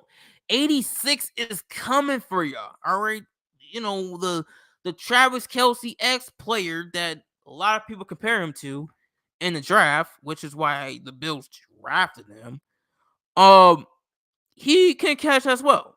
All right. He only had a couple of drops in the NFL. He had no drops in college, only two. He came in the NFL, he had a couple of drops, but he had more catches and drops, so I'll tell you that fucker for much. So there you go. Um, bro, the dude Gawker Cocaine is gonna be the number one option on with us. There's no tape on this dude. There's none. There is none tape on him. So what I'm saying here is that the Allen to Cocaine connection is going to come. That's going to be the new duel coming in this year. Allen to Cocaine. With those two tight end sets and shit, with Dawson Knox and Cocaine, man, look, that's gonna fuck up a lot of people up, bro. When we throwing that damn ball to Cocaine and shit, bro, it's gonna fuck a lot of people up because you're gonna be playing the fucking Chiefs right about now with Allen throwing the damn ball to Cocaine, just leaving Cocaine wide open, like how people leaving Travis Kelce wide open, you know. So it is what it is, man. So that's going to be the number one option for the Buffalo Bills. All right. And the other one is going to be Khalil Shakir, who's going to have a breakout year, by the way. All right. So look out for Khalil Shakir. All right. The dude could catch as well. He is going to have a breakout year. I'm telling you, bro. He's coming, man. He's coming. He's gonna definitely be that damn Cole Beasley type of player as we drafted him to be. So Shakir is going to be nice. He's going to be nice, man. The running back backfield is going to be lethal. Oh shit, that's another concern. Uh, James Cook. I like James Cook a lot, but the boy has catching issues. All right, he be dropping the most important catches when we're about to score a touchdown, and he's been doing it in training camp too, which is oh god. But luckily, the Bills did draft this dude from Kentucky, Ray Davis. Incredible story, by the way. Incredible story. I love his story. I kind of didn't like the draft pick because I feel like the Bills should have, you know, drafted a bruiser running back like a Brandon Allen, who's on the Jets, by the way. And I feel like we should have drafted him instead, but I'm not knocking the pick that much because he is a credible talent. He's going to be a great player in this league. Love the story, but I just feel like you already have a Ray Davis type of player with James Cook. Unless they think that Ray Davis could overtake him as RB1, which could likely happen. And I think that they only try to because it's like he can catch receiving passes more than James Cook can't do, which is likely true. Be honest with you, it's likely true. He can catch passes that James Cook can't catch to save his damn life, So I'll give him that. All right. So, I mean, I'm gonna like the player, obviously, but it is what it. But I just feel like we could have used a different type of running back. But hey, man, it is what it is. It is what it is. So I do think it's still gonna be lethal though. And then, with hopefully he makes the roster. Frank Gore Jr. Maybe that's the bruiser back. Shit, I don't know. Hopefully the kid makes the roster. All right. I hope he makes the roster and be our running back 3. Because I think Ty Johnson is gonna be probably running back 4, but he's barely gonna see the damn field. Just like Frank Gore Jr. is gonna barely see the field too. So I think that Frank Gore Jr. is gonna probably make the roster too and be that RB3. So yeah, but the backfield is gonna be lethal though. I will tell you that. It's gonna be lethal. My only concern is that James Cook dropping issues. That's all.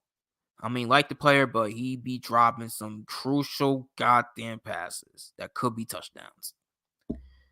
Just saying. Just saying. So yeah, but maybe that's why they drafted Ray Davis, And the highlight on this kid, man, yo, bro, he is electrifying. He is electrifying. So I'm not knocking the pick. I'm not saying that it was a bad pick. I just feel like we could have went with somebody else, So that's my thoughts. But I do think he's gonna be good. All right. I think Dawson Knox gonna also have a good year too. He's another one to have his dropping issues. But you know what? Dawson Knox, he shows up when it matters the most. I'll give him that. He will show when it matters the most, especially in the playoffs. The dude shows up in the playoffs and stuff, but I guess regular season it's just whatever. It's just whatever. But I'll say this. Well, you know what? I'll say that for next time. I'll say that for next stream. Because I'm not about to tell you who this Buffalo Bills team could actually remind me of a certain team from years ago. And another team from years ago, too. So I'm going to save that for my season predictions live stream for next week. All right? Because I don't want to spoil it right now. All right? So, but for the majority of the 2024 season, I mean, that's pretty much it. I think the team is gonna be good enough to still win 10 plus games. We're still gonna win a division because we do play in one of the most weakest divisions in football. I mean, like, do I have to remind you that we won a division for the last 4 years in a row? And people think that the Jets is gonna win it. That the Dolphins, who blew the fucking league last year late in the season, like they always do in December. 3 games to go with 3 games up with 5 games left to go, and they blew it. They blew it. So I don't know why in the world, which I even still picked them Dolphins to win this division. All right. Don't know why. And I don't know why you would pick the Jets either. Jets haven't shown y'all anything other than having a great defense.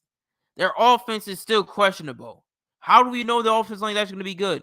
How do we know Aaron Rodgers is going to be the same Aaron Rodgers? Because I got news for you people. He's coming up with torn ACL, and he's 40 years old. He's 40 years old coming off this shit.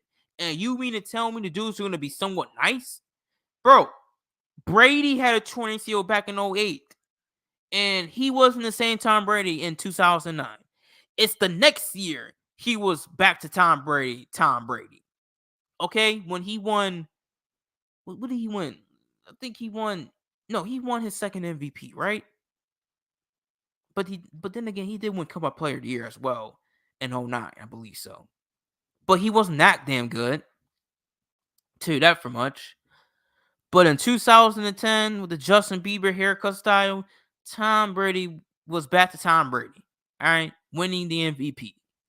Okay, so that's all I gotta say about that. All right, so Aaron Rodgers, and that's when Tom Brady was like what, in his 30s, his early 30s. So it's not the same when Aaron Rodgers, who's like at the end of his career and coming off of a torn ACL in a very old age at 40. And this is ain't the same Aaron Rodgers that won MVP just a couple seasons ago. Like the Jets, like Robert Saleh is a joke of a head coach. Don't get me started on him. All right. And Sauce Gardner is out here making up lies and stuff, saying people got OnlyFans and telling their husbands. And I mean, what the fuck are you doing, bro? Like out here giving out false information and shit. Oh, OnlyFans and all. Did you tell your husband you got OnlyFans and shit? And then they gonna be a whole little bitch and delete the goddamn posts. That's what I mean by the damn Jets. They're not only their fans is soft, but even their players is soft. Their head coaches is, well, you know what? The head coach ain't soft. He's just a fake ass tough guy. Like, bro, you ain't Tony Soprano. You ain't Tony Montana. All right? You ain't Rob De Niro. You ain't shit. All right? You fake ass. You Walmart fucking version of goddamn Sean McDermott. That's what the fuck he is. He's a Walmart version of Sean McDermott. I've been saying this shit. The New Jersey Jets, because y'all play in New Jersey, are the bootlegged version of the Buffalo Bills. That's what they are. They're the bootlegged version of us. They really think they're going to be good as the original one. You ain't. You just ain't. You will never be as better as the original. Just what it is. The OGs will always be authentic than the fake ass wannabes that want to be like us. You won't be shit. All right? Because you're the Jets. You're always going to be the Jets. You're a dumpster fire franchise for a reason. People out here saying the Jets gonna win 13 fucking games and shit, gonna have the number one seed of goddamn AC. Are you out of your damn mind? Are you out of your mind? Like, for real. For real. Man, get out of here, bro. Don't worry. The Jets, I promise you, I got a black book. All right? There's a lot of teams in that black book I'm going to bury. And trust me when I say the Jets is one of those teams, damn teams is at the top of my list. They are. Because I'm sick of this goddamn love fest of the goddamn Jets, of the media just praying about the Jets. Oh my God, the cute little Jets. The Jets this, the Jets that. They're going to do this. They're going to do that. They're going to go to this. Like, man, get the fuck out of here with the damn Jets. Fuck the Jets. How about that? Fuck the Jets. Fuck they fans. Fuck they stadium. Fuck the goddamn owner who should be living his goddamn duties too, just like Dan Snyder did. Yeah, I got the goddamn information on that. Trust me. I got the information on Woody Johnson doing the same shit that Dan Snyder did. and his ass still got a goddamn job with the NFL, but Dan Snyder don't. Not trying to defend him, but I'm just calling spade on spade. The dude, Woody Johnson, ain't no different than Dan Snyder is, cause he was doing some shit just like Dan Snyder behind the damn scenes. Little different, but it's the same shit. Same shit. Little different, but the same shit. Just as his ass is. Freaky ass, old ass nigga. Shut the like. Oh my god, man. Freaky old ass geezer, man. You know? And I got the damn proof. I got the proof. Alright, I got the damn proof. Trust me. When I do my damn Jets hate week, trust me. You're gonna see the damn proof. Oh, you gonna see the proof. I got the information. I'm not Kendrick Lamar out here saying, somebody got a fake ass daughter and shit without no information whatsoever. All right, I'm not that leprechaun from LA.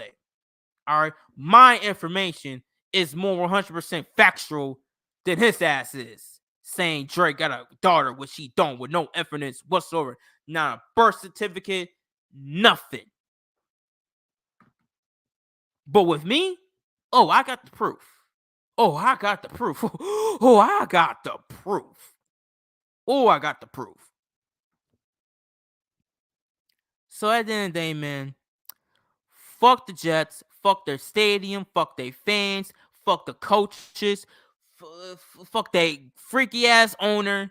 All right, fuck everything about the Jets. I can't stand that. Y'all wear green. Y'all wear that ugly ass color green. When I think of green, I mean, I think of a recycling bin. I think of like vomit. I think of like just turds and shit in the damn toilets. All right, and I think of the Jets. I think of the damn Celtics. I think of y'all that wear that ugly ass color green, trash ass green. The only thing I like about green is money. That's it. If it ain't money, then piss off. That's all I gotta say. Piss off. Shit. Fucking green. Ugly ass. Out of here, man. Get out of here. Oh, I forgot it. You know what? I'm sorry. If it ain't green, if it ain't like, I don't know, Luigi from Super Mario, or the Joker from DC, and the Green Goblin, Doctor Doom from Marvel, or I forgot, Lizard, and the rest of anyone else that wears green. All right, if it ain't those things, then the green color can like piss off. It can piss off, So, the Jets, man. I trust me. I got something for y'all. Want to call my damn comment section and shit. You think I still you didn't think I didn't forget about that, right? How you assholes came in my damn comment section when y'all won against us, right? And talking a bunch of shit, right? You gonna win a division, this and that, right? But where were y'all for a second game? I mean, it was late, but where were y'all still? Y'all didn't comment whatsoever. I mean, there was probably only one Jets fan, but where was the rest of y'all? That's what I mean. Y'all are soft. And I got blocked by a goddamn Jets fan from Buffalo. All right. That couldn't handle a bunch of trash talking. Just like, you know what? It's so funny. Just like Sauce Gardner couldn't handle a little clap back for posting for spreading out bullshit information of somebody having an OnlyFans account to a Bills fan, by the way. All right. On Twitter today. Yeah, this happened on Twitter today. All right. Not gonna say the name, but y'all know who y'all know who this person is. All right. I follow her. She follows me back. Okay, but I'm not going to talk about. I'm not gonna say her name. I'm not gonna say her name. All right, because I'm not gonna put her on blast. All right, and that is a woman. I will never put a woman on blast at all. All right, because it is a woman at the end of the day. And what Sauce Gardner should have fucking learned something for now. Because I mean, like, what are you doing, bro? Did your mother not teach y'all to respect goddamn women and shit? Did your mother not teach you how to respect women and shit? Dude can't respect goddamn woman. God forbid what the hell he does with his damn mother. Shit, you probably don't respect her either. But let me not talk about people's moms and shit, because I'm not that type of person, okay? But you get my point. Get my point. Get my point. All right, I don't give a fuck about her coming after Sauce Garner, because it was literally Sauce Garner, holding his shit, whatever. And then you want to say OnlyFans? How the hell you go from that to saying OnlyFans? The fuck? All right. But anyways, yeah, the Buffalo, that little Buffalo Jets fan that blocked me, for just talking trash about him, decided to fucking block me. I'm still blocked from this motherfucker 2 years later. I'm still blocked from him 2 years later. All right, hasn't unblocked me because he couldn't handle a little trash talking from me when I came after him. But it was cool for him for coming back at me after, they beat us.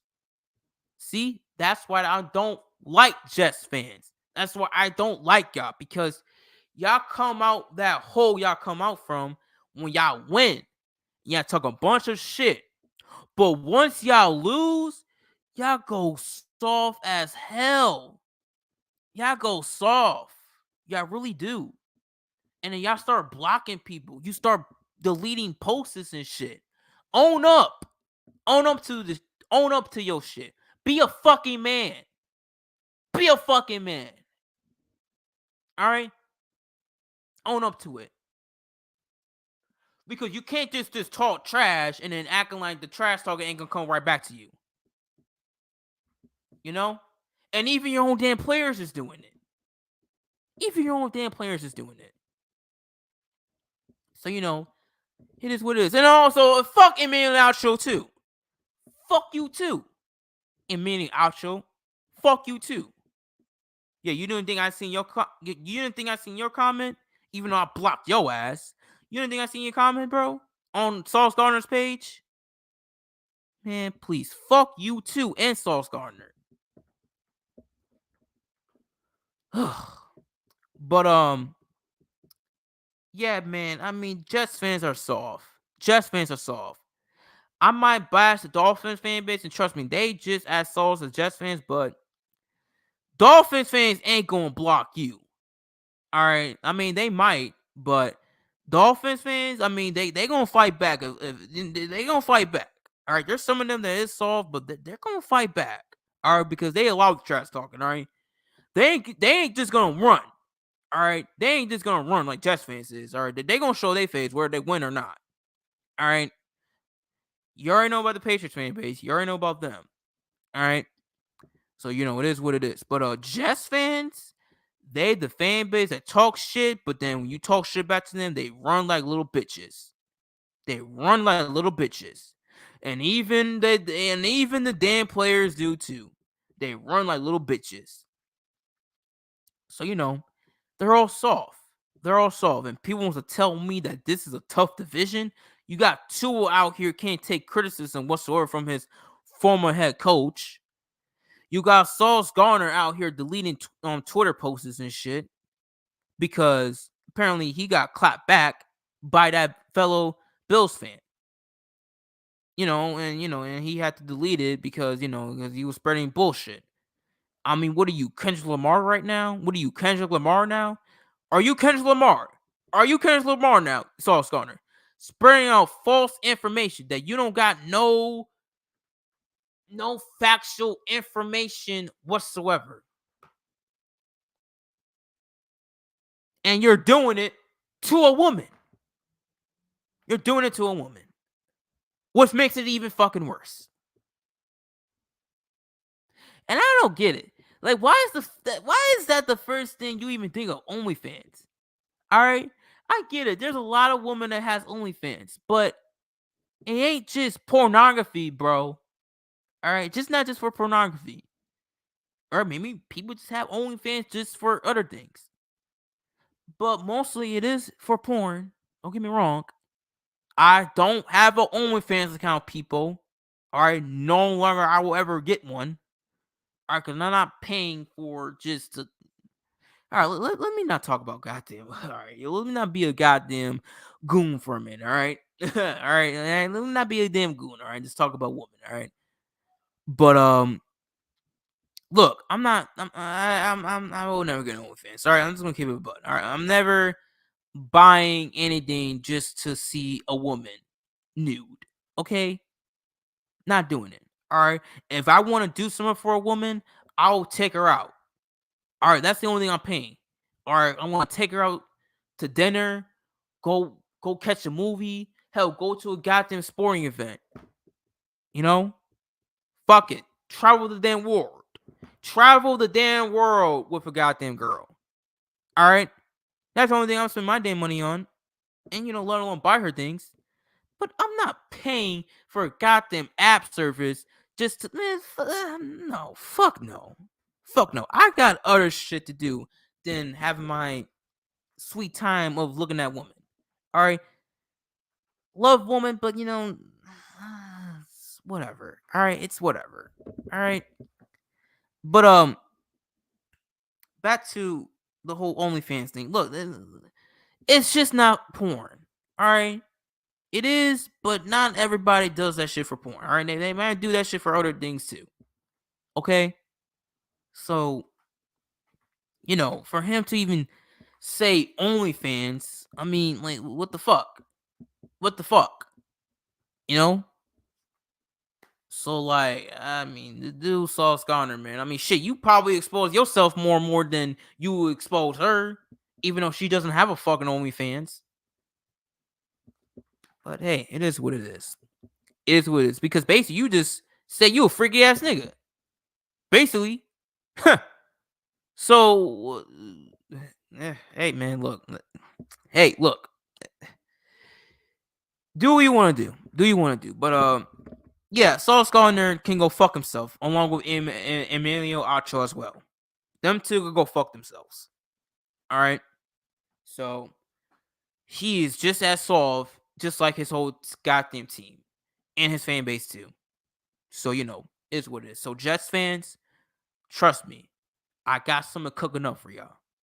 Because I will be going after Jets fans this entire year. All right? Enough is enough with this damn Jets shit. All right? Just like enough is enough with this whole Joe Burrow shit. All right? Enough's enough. Enough is enough. There's a lot of things that I just want to get off my damn chest this season. All right? But Joe Burrow is the one thing this Joe Burrow shit gotta stop. It gotta stop. He is living on one playoff run. You're living off that one playoff run where you wasn't even the reason why your team got to the damn Super Bowl. I don't give a fuck. I don't give a fuck. Someone gotta say it. Someone gotta say it. And now you want to look like goddamn Cody Rhodes and shit and Eminem in his damn prime? With that damn buzz cut the fuck out of here, bro. All right? Don't worry.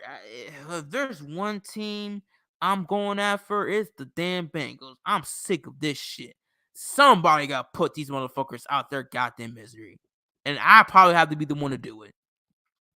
But shit, if someone does that shit for me, like even my damn ops, like the damn Ravens and the Chiefs, the Dolphins and Jets, fuck it. Fuck it. Fuck it. Just fuck it. All right. I'll be glad to congratulate you. It's still fuck you too, but I'll congratulate you because I can't stand the Bengals more than fucking four of them. I can't stand those fuckers more than the four of them. I really can't. So don't worry, Bengals fans. I got something for you. I got something for Ravens fans too. The Ravens fans. Oh, Ravens fans. Oh my God, man. I just can't wait to get at y'all. I can't wait for fucking week 4 to get here. I just can't wait. I can't wait for goddamn week 4 to get here. Because that fan base is on some bullshit. They really are. They on some damn bullshit. So, I got some for Ravens fans too. And the Chiefs, well, I'll probably have my little dig at the Chiefs. Don't worry, I will. But you know what? Hey, it is what it is. It's what it is. So I mean, if they don't go, well, shit, I might have to fucking make fun of it for now repeating. But hey, they won back to back, so I'm like, it's whatever. It's whatever. I mean, they won back to back, so I'm like, I mean, what can I really say? All right, I say, ha ha ha. You was talking about all that whole three P bullshit all season long. It's like, ha ha ha. You didn't repeat. All right. I mean, but then again, you went back to back. So what the fuck do I even win in that? You know, Mahomes is 3-time MVP. He's a 3-time Super Bowl MVP, 2-time MVP, 3-time Super Bowl champion. I mean, go in the Hall of Fame. You know, when he retires. I mean, hell, he retires today, he's going in the Hall of Fame. But you know, it's what it is. It's what it is. So, you know, there's really nothing to really say about the Chiefs. I mean, I can't stand their fan base, but you know, what the fuck am I really going to accomplish if the damn team didn't repeat? I mean, we have no Super Bowls whatsoever. So like, who cares? You know, if the Chiefs fans, even if they don't repeat, it's like, hey, we won back to back. I mean, who gives a fuck? I mean, they will care because they didn't repeat, but it can still happen, regardless of what. It can still happen one of these years if they don't repeat this year. It really doesn't fucking matter. Like, what? I'm going to sit here and go on and have a whole funeral service on the Chiefs because they didn't repeat, even though they won back to back Super Bowls the last 2 years, while my team has got bounced by this damn team 3 damn times, even at home as well. Because, hey man, fuck Mahomes, man, because you didn't repeat, bro. Like, what the fuck do I even gain from that? I don't gain shit. I mean, I'm gonna joke at them because they didn't repeat. Well, I mean, yeah, they didn't put it, but then they didn't get, got eliminated too. But what the fuck do you really gain from that? These fuckers is back-to-back Super Bowl champions. They have a little mini dynasty. Not the Patriots, but hell, I could talk about that. That they're probably one of the weakest ones because I really think they're one of the weakest dynasties. I mean, that's my opinion. I don't think they're really that much of a dominant dynasties as like you seen like in all sports, like the Patriots, the Spurs, the Lakers, the Bulls, the Celtics, the Warriors, the Steelers, the Cowboys, the Packers, the 49ers. I mean, I don't think they're that. I mean, they could be up there, but I don't think those dynasties are way better than them. And they're like the weakest one out the bunch, in my humble opinion. But I don't give a fuck. Really don't. But they are a dynasty. It's just that I don't think they're like the most dominant one. Like the dynasty I just said. I don't think they're that. They're up there, but I don't think they're that because I think they're the weakest one out the bunch, in my opinion. Sorry, Jordan, but it's my opinion. I mean, I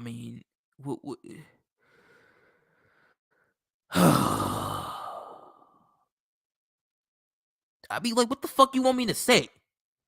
But it's like, even with that, it's like, okay, I can make fun of that, but it's like, they're back-to-back champions, bro. Okay? Nobody has done that since the 03 to, 03 and 04 Patriots. That was 19 years ago. I'm sorry, 19 to 20 years ago. Same difference. So what the fuck do you really gain from that? Like, oh, they didn't three-peat, but they won back-to-back. So, like, I mean, and the Bills don't have a damn trophy. And then it's like, if we get bounced, then what the fuck can you really do? So, like, at the end of the day, I mean, I don't like the Chiefs, but okay, here's what I'll say about the Chiefs. I really don't hate the Chiefs. because it's like I do fuck with Andy Reid, I do fuck with Mahomes, I really do fuck with Travis Kelce, I fuck with Chris Jones, I fuck with Nick Bolton, I fuck with. There's a lot of Chiefs fans I do fuck with. All right, so it's like Jordan Francis, for example, like he giving you this lovely compliment right here. Let me put it on the screen. Comments like this. You know, I love the Bills fans from a Chiefs fan. Bills Mafia are the coolest fans I ever. You guys deserve the trophy. Feel bad for the Bills. It's comments like that. It's like it kind of in the realms of possibility. Like it's comments of that that kind of makes me really don't hate the Chiefs. I dislike them. I can't stand the majority of their fan base because some of their fan base is kind of racist. Don't get me wrong, but you can say that with every fan base. You got that one racist fuck in your fan base. Hell, there was a racist fuck in our damn fan base on Martin Luther King Day, and that motherfucker is suspended off the fucking internet. All right, he's suspended from the damn internet because he said the N word, not the one. Thank God, but you know which one I'm talking about. Hell, I said it so many damn times in this live stream. The fuck? Because I'm black. But yeah. So yeah, there was a racist fuck in our fan base just back in January on Martin Luther King Day. By the way, of all days, you decided to be fucking racist on that fucking day, really, and use that fucking word. Like what the fuck? But yeah, everybody got that one racist fuck in their fan base. Okay, but maybe a couple too. Maybe a couple too. Don't get me wrong. But you get that you always got that racist folks. And I can't stand that right. I can't stand that right. I really can't. I can't stand it's just the Josh Allen takes. I just can't stand it. All right. Like I get it. Josh Allen has these turnovers and shit, but he does that shit in the regular season. All right. Like here's the thing. Here's what I'll say about Josh Allen. You're welcome for the response. The Josh Allen's turnovers shit. I mean, look, I get it. The boy has turnovers, but guess what? Brett Favre had turnovers too, and he's in the Hall of Fame. 3 MVPs in a row, 1 Super Bowl, couple of Pro Bowls, couple of All Pros. I mean, what the fuck you want me to say? And Josh Allen, honestly, he only turns over the ball in the regular season more than he does in the postseason. Brett Favre and he's a piece of shit. All right. The human, oh shit, he was a piece of shit quarterback too. He was a whole asshole and even an awful human being. But Brett Favre was turnover prone like regular season and postseason. Josh Allen is only turnover prone in the regular season. Postseason, he's a whole different thing. He's a whole different breed. And Jordan Francis can't attest to this. Look, Jordan, I know you beat us 3 times, but you can't lie. The boy doesn't turn over the ball. He plays well against y'all. Even this past playoffs, we play well against y'all. So it's like he doesn't turn over the ball. He doesn't. Like he's more safer with the ball come postseason time than he is with the regular season, because I actually have come to this, and I said this before. I don't think I ever said this on here, but I'm gonna say it now. And this might be a hot take, but Josh Allen, he reminds me of LeBron James in his prime. Y'all remember LeBron James when he was with the Cavaliers, his second tenure? And LeBron James just didn't give a fuck about the regular season whatsoever. Like he does not give a fuck. Like people was like questioning, oh, what's going on with LeBron? Oh, what's up with the Cavs? This and this and that, right?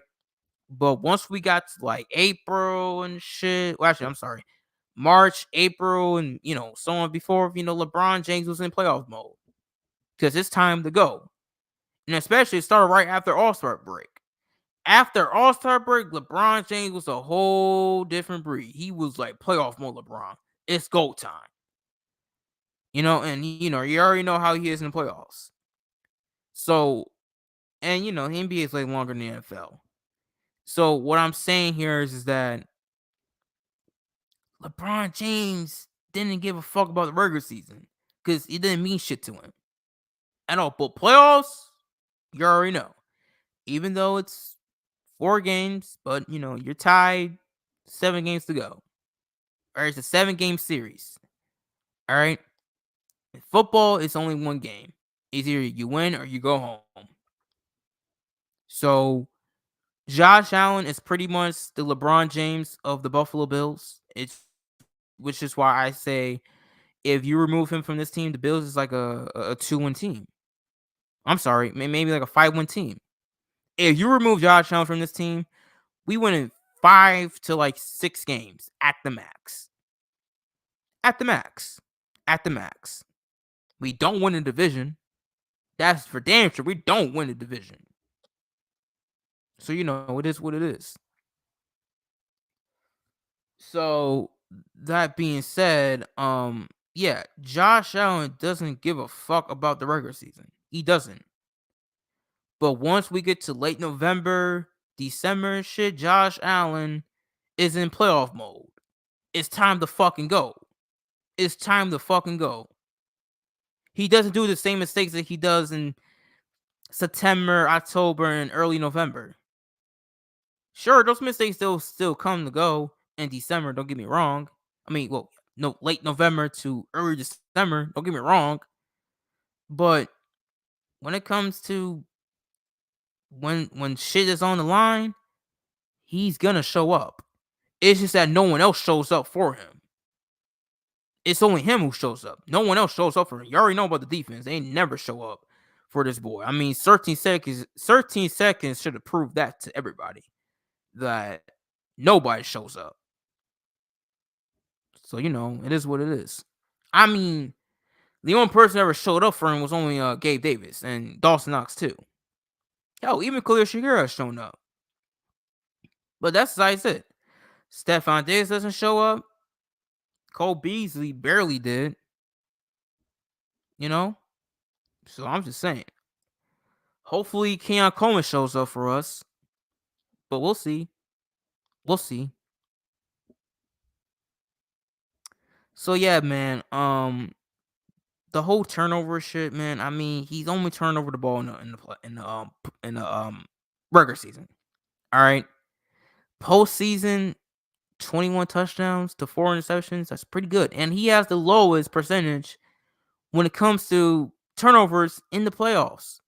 That's pretty good. So that means get to show you that he only cares about is literally just the fucking playoffs.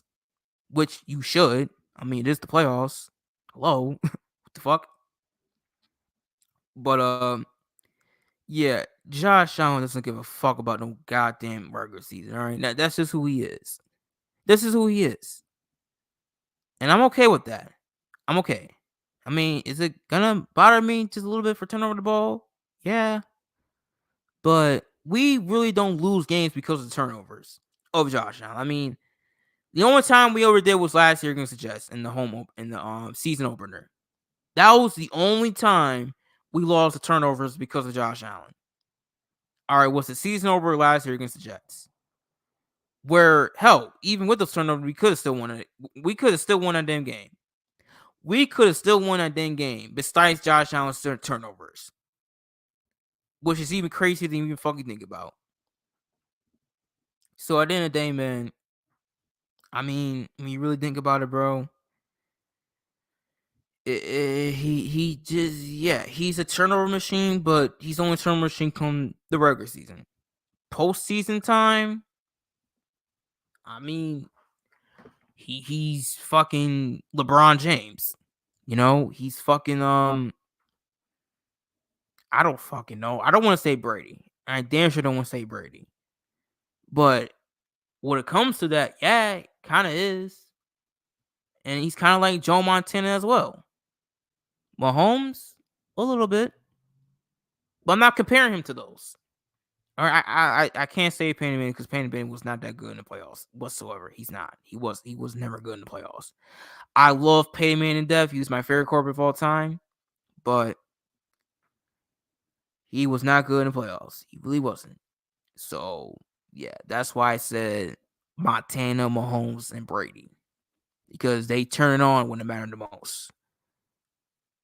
Josh Allen is kind of doing that just a little bit. It's just that he needs the accolades. Don't get me wrong. I mean, a Super Bowl ring could set it all. I mean, MVP too, which I guess, that counts, I guess. But it is what it is. But when it comes to postseason time, and Josh Allen doesn't turn over the ball. He really doesn't. He really doesn't. So and he only had one interception before the 2022 playoffs postseason. So like that should tell you that the boy is sensational come postseason time. Just saying. So yeah, I mean, Josh Allen is literally our LeBron James. Just like LeBron James was to the Cavaliers, Josh Allen is to the Buffalo Bills. All right, so we got LeBron, so we're gonna get a ring out of him. Trust me. It's just a matter of when. That's all. It's just a matter of when, and I think it's gonna happen. Will it happen this year? Probably not. Next year, who knows? We'll see. We'll see what happens. If it's this year, then I'll be happy.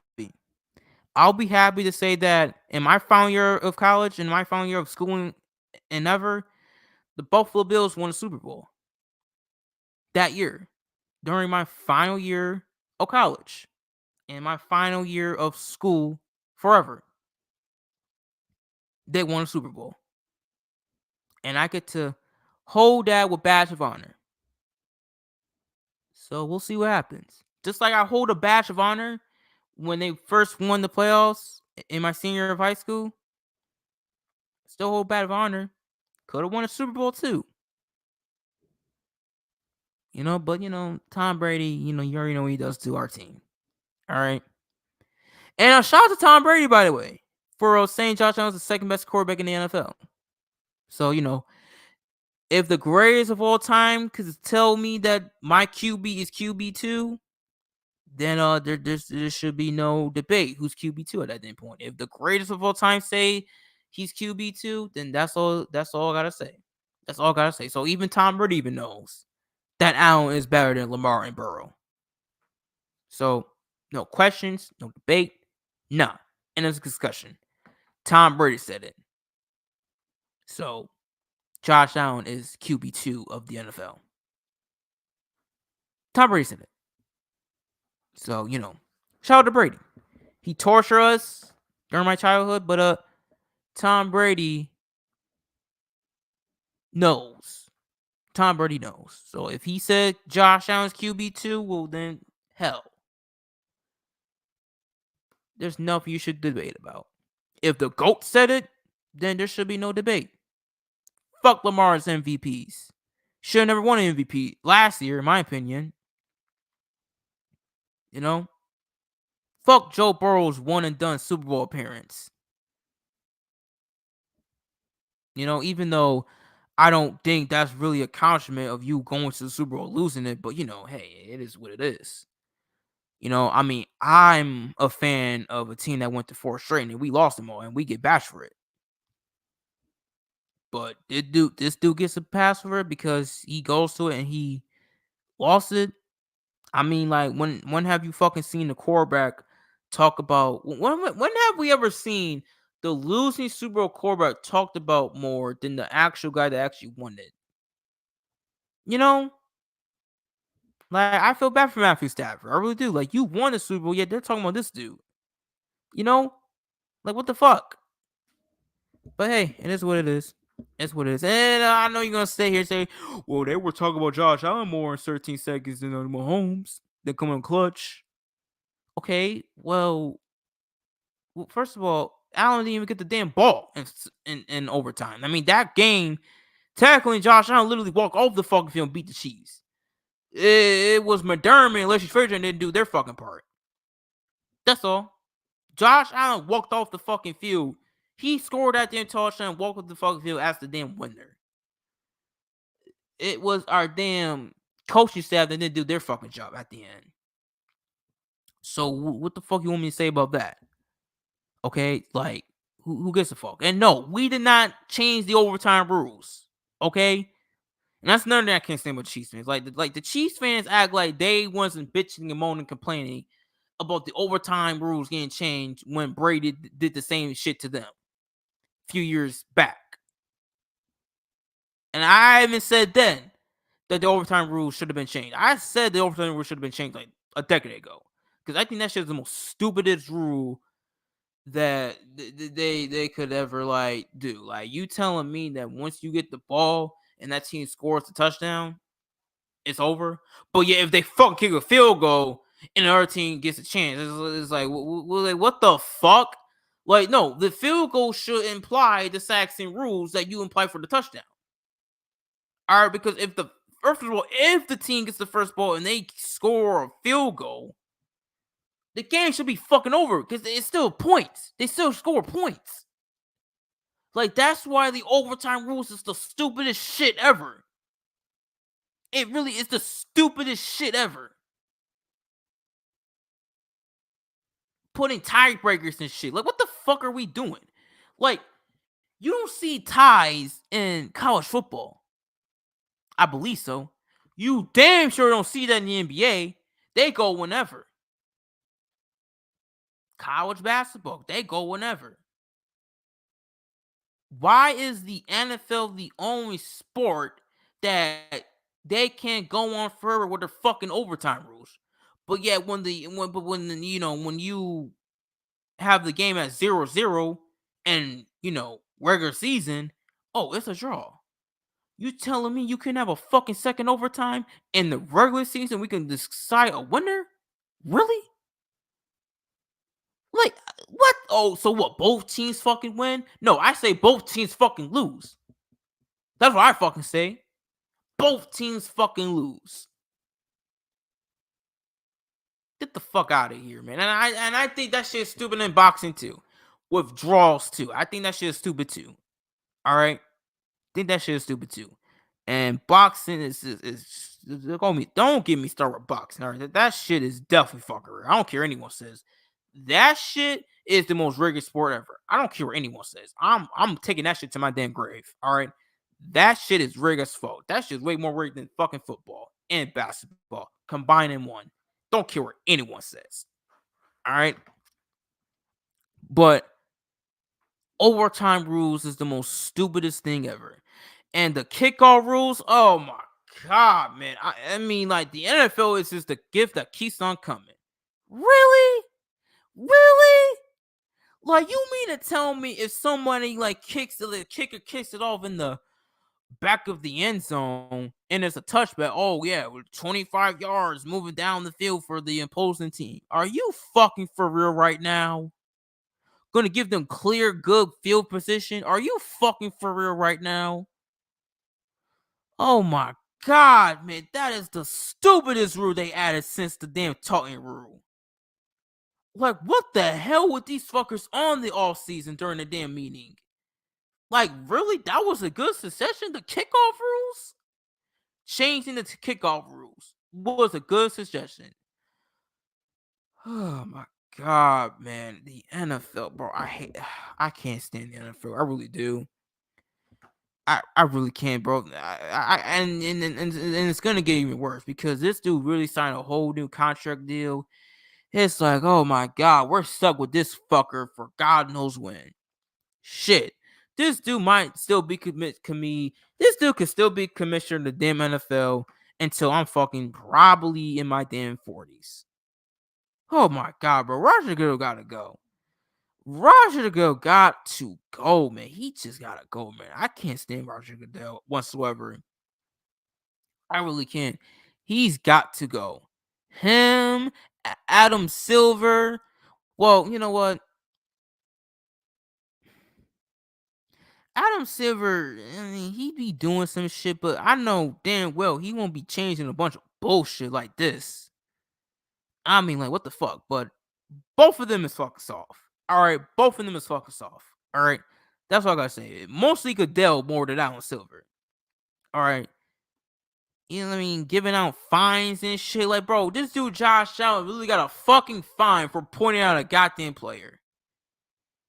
Oh man, this fucking league is a bunch of fucking bitches, bro. I mean, holy hell, like you can't even fucking like you pointing a damn finger. Yeah, man, you getting fined.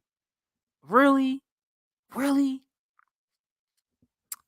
man, this damn league, man. I mean, that's why I call it the no fun league. That's why I call it the no fun league, bro. Oh man, oh man. Mm, mm, mm, mm.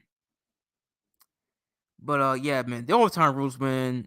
The overtime rules, the new kicking rules, new kickoff rules, the talking rule, uh, any fucking rule is makes no sense to me whatsoever. It makes no sense to me whatsoever. It really doesn't.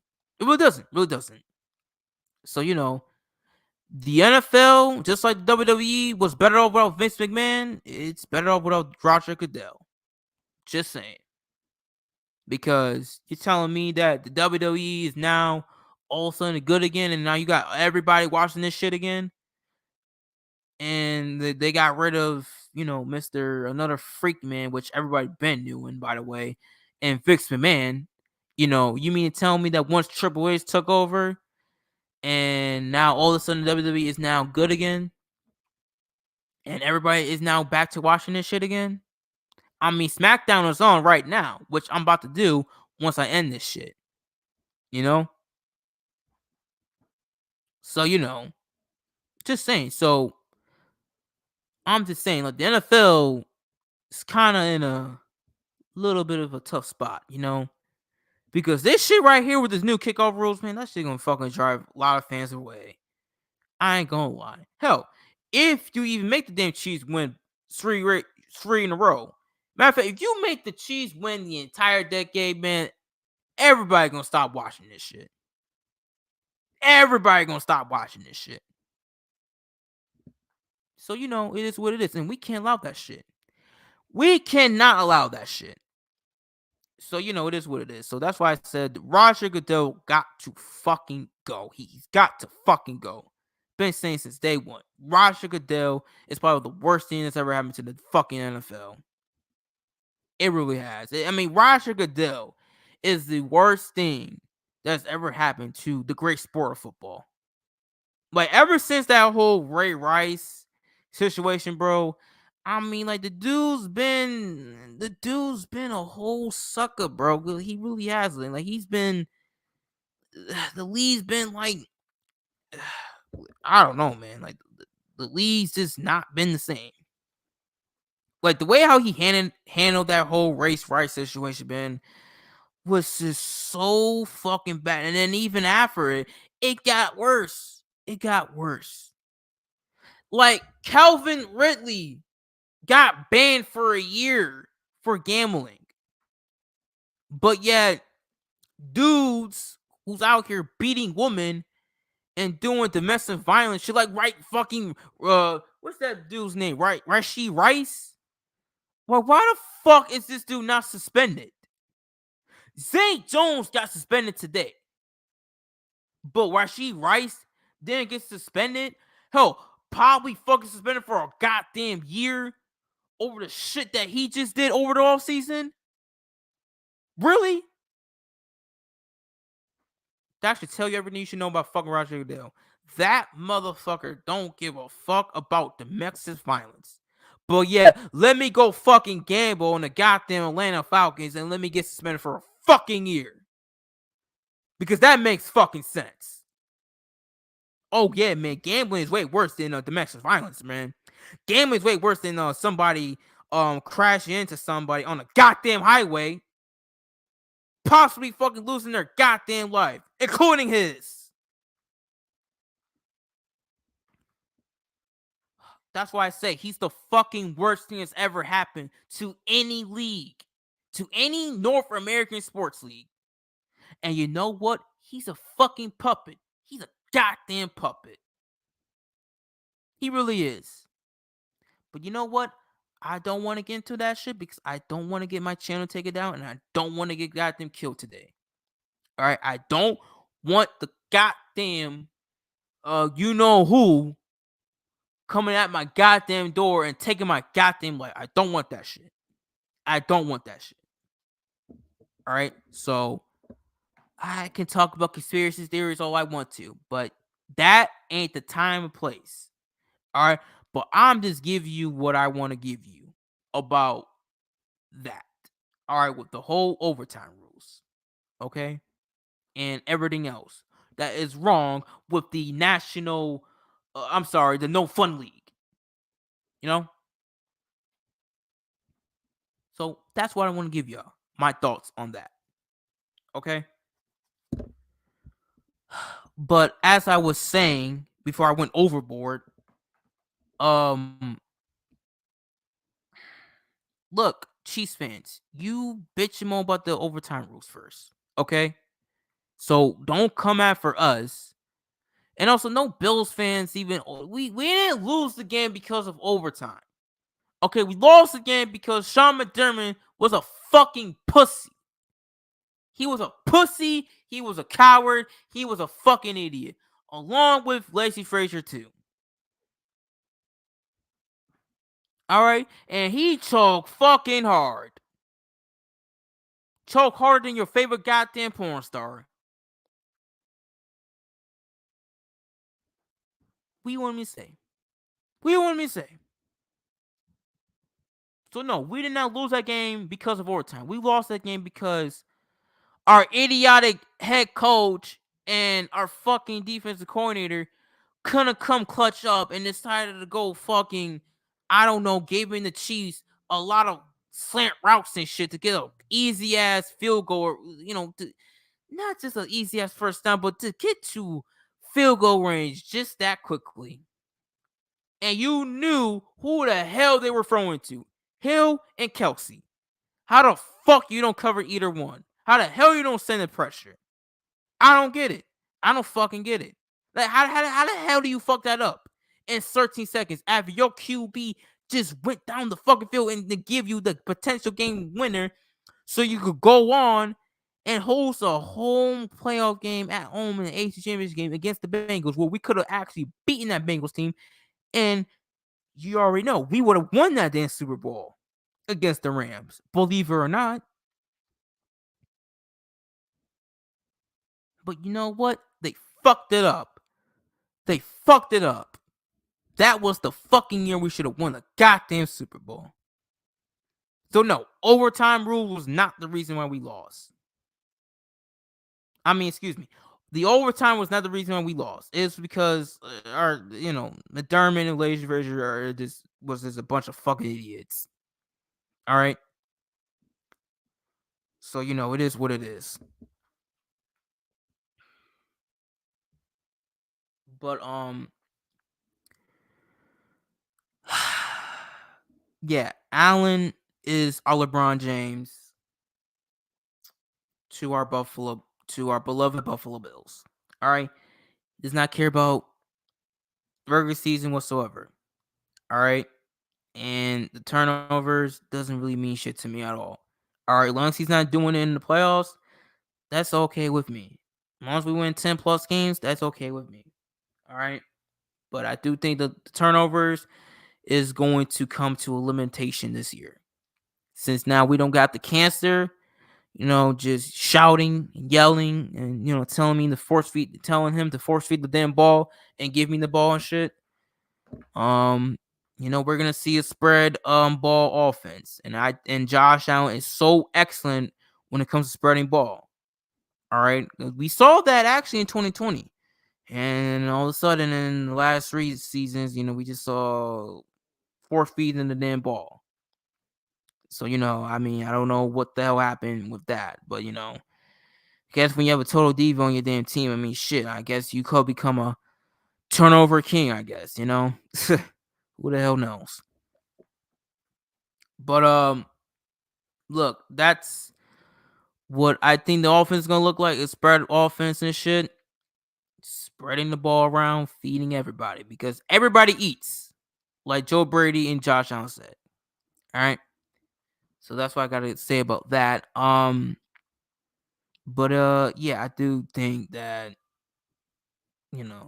turnovers is gonna come down. All right, so yeah, it is what it is. So, but yeah, about the Chiefs, man. Yeah, I can't stand them, but like I said, they are respectable to us when they want to be. Some of them can't, but I mean, it could be trolling. Don't get me wrong, but all those damn Chiefs fans know that if they didn't have Mahomes, they're taking Josh Allen. In a heartbeat, they're taking Josh Allen. Because, I mean, shit, you're seeing it with Andy Reid. Andy Reid's even fucking sit here and say that, look, the one quarterback that could come in here and beat us in the playoffs and even at Arrowhead is that quarterback in Buffalo. He doesn't say this about any other quarterback but Josh Allen. All right? I'm not saying that they fear Josh Allen, but that is the only quarterback I will say that will give them the toughest time. Because not only he throws a ball that well, but he can take off. He can take off. Because you don't know if he can run or throw. That's why he's the unicorn. That's why he's a fucking unicorn. Because you don't know what that boy going to do. You don't know. You don't know. So, yeah, I mean, at the end of the day, man, it is a little respect between both teams. And Chiefs fans know that one day they're going to lose to us. Nick Wright has even sit here and said that, look, we're not going to go undefeated against Josh Allen forever, all right? Because eventually they're going to come from and beat us. Well, that's in Arrowhead or in Buffalo. All right? So they know, we know, okay, the games is close. So we just know that we're going to eventually take these fuckers down, all right? We just need Sean McDermott in the fucking defense to actually just show up for once. All right, actually, you know what? We just need everybody to just show up for Josh Allen. It can't just be him just showing up. All right, because my thing is, how the hell he shows up but y'all can't show up? You know, that doesn't make any sense to me. That's why I say he's LeBron James, because LeBron James had that fucking same problem.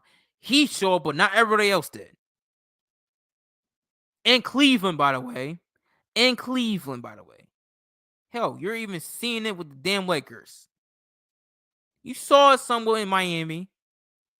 But, you get the fucking gist. So, that doesn't make sense to me whatsoever. That, yeah, okay, yeah, he's the star player. I get that. But can everybody else show up for him? Help him out. The fuck? Mostly the defense. Shit. But, yeah, I do think that, yeah, well, yeah, I mean, look, I just don't really hate the Chiefs, is what I'm trying to say. I really don't. Like I said, I really do like Mahomes, and it's like even with us, it's like if we don't have Josh Allen, then give him. Actually, there's only two quarterbacks I will say. Give me Mahomes and give me Lamar. That's it. I don't think Lamar's better, but those are the only two quarterbacks I can say that I would have if we don't have Josh Allen. Would be Mahomes and Lamar. Okay, so that's literally it. That's literally it. All right, but I would rather have Mahomes than Lamar, in my opinion. The other quarterbacks, I mean, I gotta see another year for CJ Stroud. I don't think Burrow can do it. I'm not sure about Herbert, and don't get me started with Trevor Lawrence. So yeah, that's all I gotta say about that. And no, not Caleb Williams. No, I'm not. No, hell no, not Caleb Williams. Hell no. I don't give a fuck what anyone says. I think that kid gonna be a bust. I'm gonna call it spade. That kid gonna be a bust. I don't believe it. I don't believe in the hype. I don't believe in it. I don't believe in it. I don't believe in the hype. I just don't believe it. I'm sorry. I don't believe in it. He gives me Aaron Rodgers vibes. He really do. in a bad way of being an entitled fucking brat. You know what's talking about somebody who really is the fucking diva? Oh, Aaron Rodgers is like the king of divas. He might be the only diva quarterback that I ever fucking know. But I ain't got time to talk about Aaron Rodgers and his conspiracy theories. I really don't. Only real thing Aaron Rodgers ever said was that the Jets play in New Jersey and there's only one New York team that relies in New York, and that's the Buffalo Bills. Oh, that's yeah. Now that's also going in the hate week vid as well. You know, is what it is. But yeah, nah, it's a level of respect between the Bills fan base and the Chiefs fan base. Because I mean, I'm gonna be honest with you, man. We've both suffered. I ain't gonna lie. Well, we suffered more than them. They went for a 50-year drought. We went for a 17-year drought of no playoff atmosphere whatsoever. All right. So at the end of the day, when it's all said and done, man, the Bills fans and the Chiefs fans deserve this shit. All right, because I know we will go back to being miserable once both of our quarterbacks change them up. So at the end of the day, man, I said this before, and I'm actually enjoying this shit, man. I'm enjoying these games a lot. I just wish that in the playoffs we come out in the winning end. I just really wish that for my sake that we come as victorious. And one of these days is gonna happen in the playoffs. I don't know when it's gonna happen. It could be in Arrowhead, it could be in Buffalo. Who the hell knows? But this is honestly the best quarterback rivalry I've ever seen since Brady and Manning. And I even said this is literally the Peyton Manning and the Tom Brady rivalry. This is the new cream of the crop. I know Josh Allen got to win, but you can't sit here and say this isn't like the best QB rivalry since Brady and Manning. I mean, come on. They're like, what? It's Mahomes is 4-3 against Josh Allen all the time. The rivalry is that good. I know the playoffs is a little bit skeptical, but I do think Josh Allen is going to get one. All right. I think he'll get another one too. Who the hell knows? He might end up being Peyton Manning. Shit, getting 4 in a row. We'll see. That would be amazing to see. We'll see. But that's only probably in an alternative reality. If it happens, then it is what it is. But that would be cool. But look, it's a mutual respect between one another. All right. So at the end of the day, man, I really don't hate the Chiefs. I really don't. I can't stand their fan base. Dislike them. But I respect them. And you know what? Honestly, I mean, what can you really say? I mean, they deserve it. They deserve this shit. 50 years, bro? Come on, man. They deserve it. They deserve this shit. So you know what? This is. But I do think my uncle told me this the other day. He told me that he believes that the Chiefs is gonna have like that Patriots type of thing where they don't have a Super Bowl probably in a decade or so. Like, you remember how the Patriots after they won their first Super Bowl? Remember the Patriots? All right, they went back to the Super Bowl when they went undefeated, but they lost that shit. The Patriots did not win a Super Bowl in like 10 years. They went for a whole 10-year drought. No one really talks about this, but Tom Brady had a 10-year drought without winning another Super Bowl. I mean, he's been back, but he lost 2 of them to Eli at the time before Nick Foles came along. But yeah, the Patriots had a 10-year drought of not winning a Super Bowl for a decade until the Seattle Super Bowl when they didn't run the fucking ball in with Marshawn Lynch, who was the best RB at the time. So what I'm saying is that the Chiefs could go through that, and they just won their third Super Bowl. So who's to say that the Chiefs, I don't know, they go into some Patriots similar things that Hey, let's get Lamar Super Bowl. Let's get Burrow Super Bowl. Let's get Herbert Super Bowl. Let's get Josh Allen the Super Bowl. Who's to say that, that, all right, we gave Mahomes his Super Bowl. Now it's time for these other quarterbacks to go win their Super Bowls. The 4 quarterbacks I just mentioned. I'm throwing Herbert in there because Herbert got Harbaugh. So Herbert, I'm just saying, Herbert could make some noise. Maybe not this year, but in a few years, the Chargers could be potential Super Bowl contenders. They got the team. They just got to put it together. And Herbert got an actual head coach. So, it is what it is. Like, look, all these guys is going to have a Super Bowl ring, okay? Eventually. I hate to say it, but it's going to happen. So, Lamar's going to have a Super Bowl. Burrow's going to have a Super Bowl. Herbert's going to have a Super Bowl. Josh Allen's going to have a Super Bowl. It is what it is. It's what it is. Maybe it happens in that order. Maybe it doesn't. But we'll see. We'll see. But because it's like Mahomes and the Chiefs isn't gonna run. Isn't gonna win forever. All right, that ain't gonna happen. All right, you can't turn this shit into like the Bulls. All right, where the Bulls just keep winning forever. Like Jordan retired early, but you had the little Rockets. Don't get me wrong, but Jordan wasn't there, so you never know. It's like they can't win every year. It's just impossible. This is football. All right, it's impossible to win every year. Like, that wasn't easy to win back to back. It's not that easy. Really isn't. So when we ever get to the Super Bowl, it's not going to be easy. It's not going to be easy. Now, we're known of losing. Don't get me wrong, because of our record. But hell, that record ain't going to be 0-4 forever. Eventually, it's going to be either 1-4 or 0-5. And I hope it's 1-4. And we get a couple more championships after that, So, at the end of the day, man, it's all said and done, we're going to get ours. And some of these other young corporates going to get theirs too.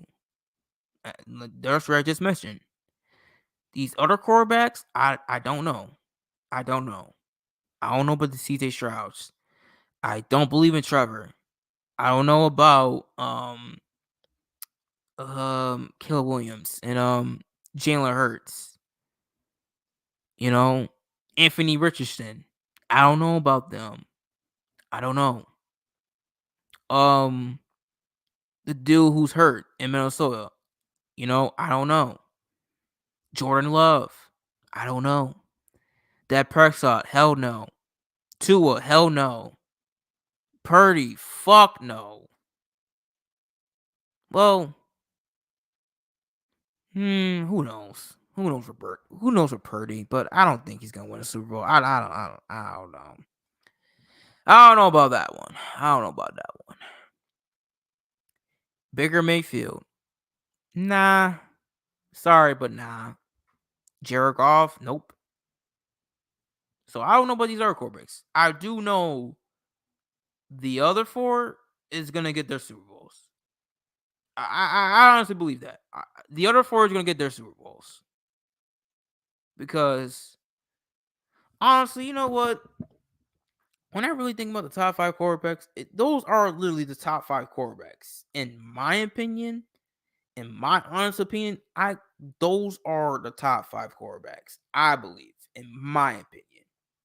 Because those are the quarterbacks I believe you have to get through. All right. Now, Mahomes is the best one. Then you got Allen. Then you got Lamar. Then you got Burrow. Then you got Herbert. Those are the top 5, in my opinion, in the AFC. Number 6 is like CJ Stroud. All right.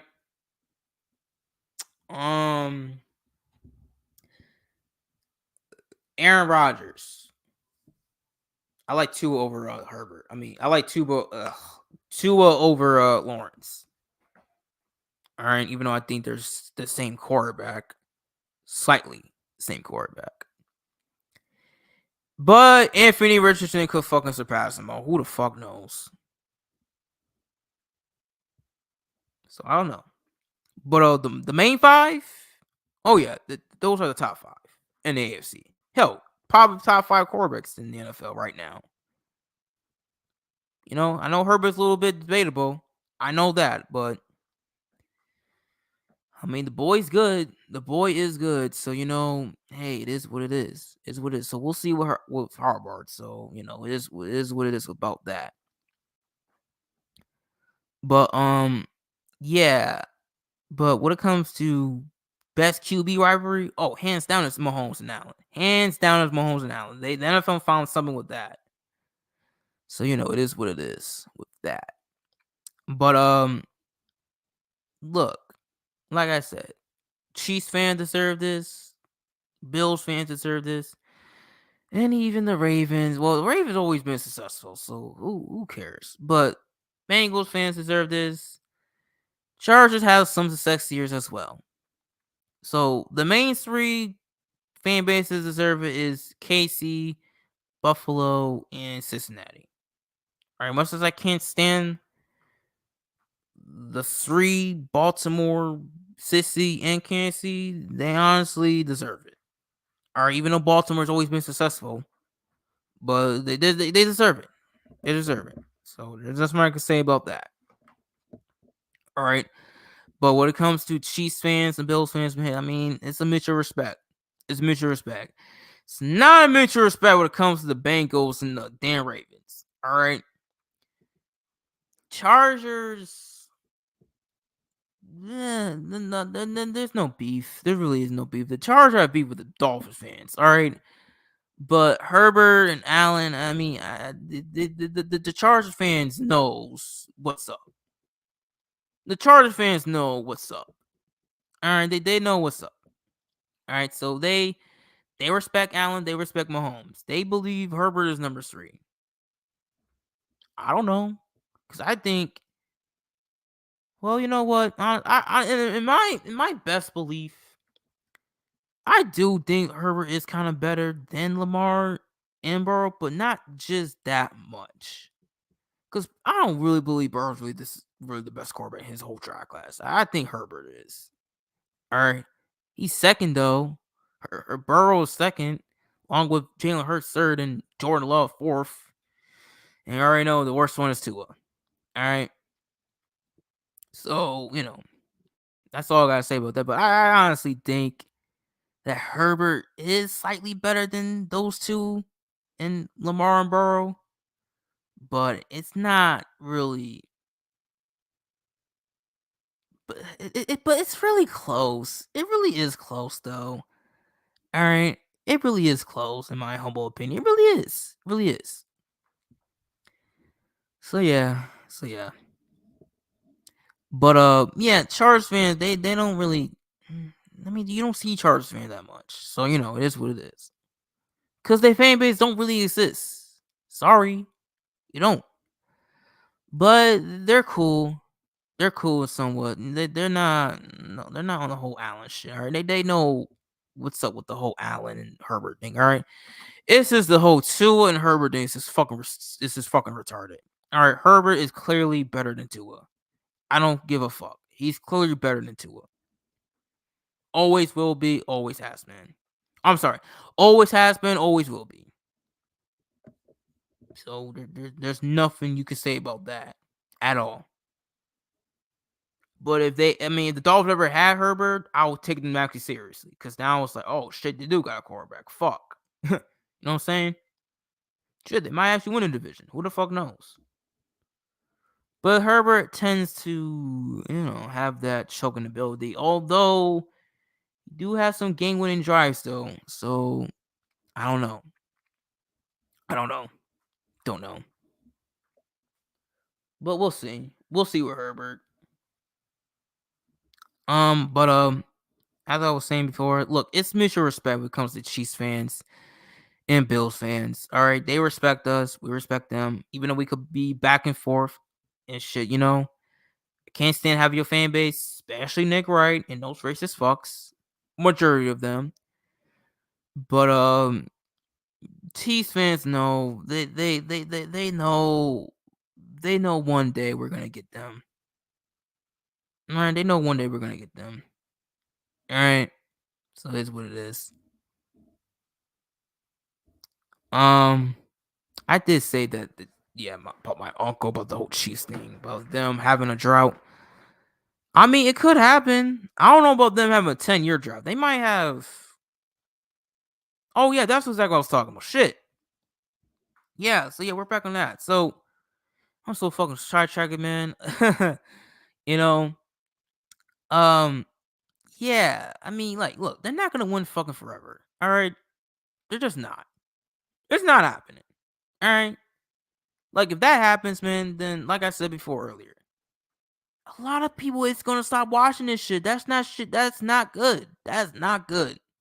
That is not good to have the exact same team win every year. Okay? So, you know, that's not good. That's not good at all.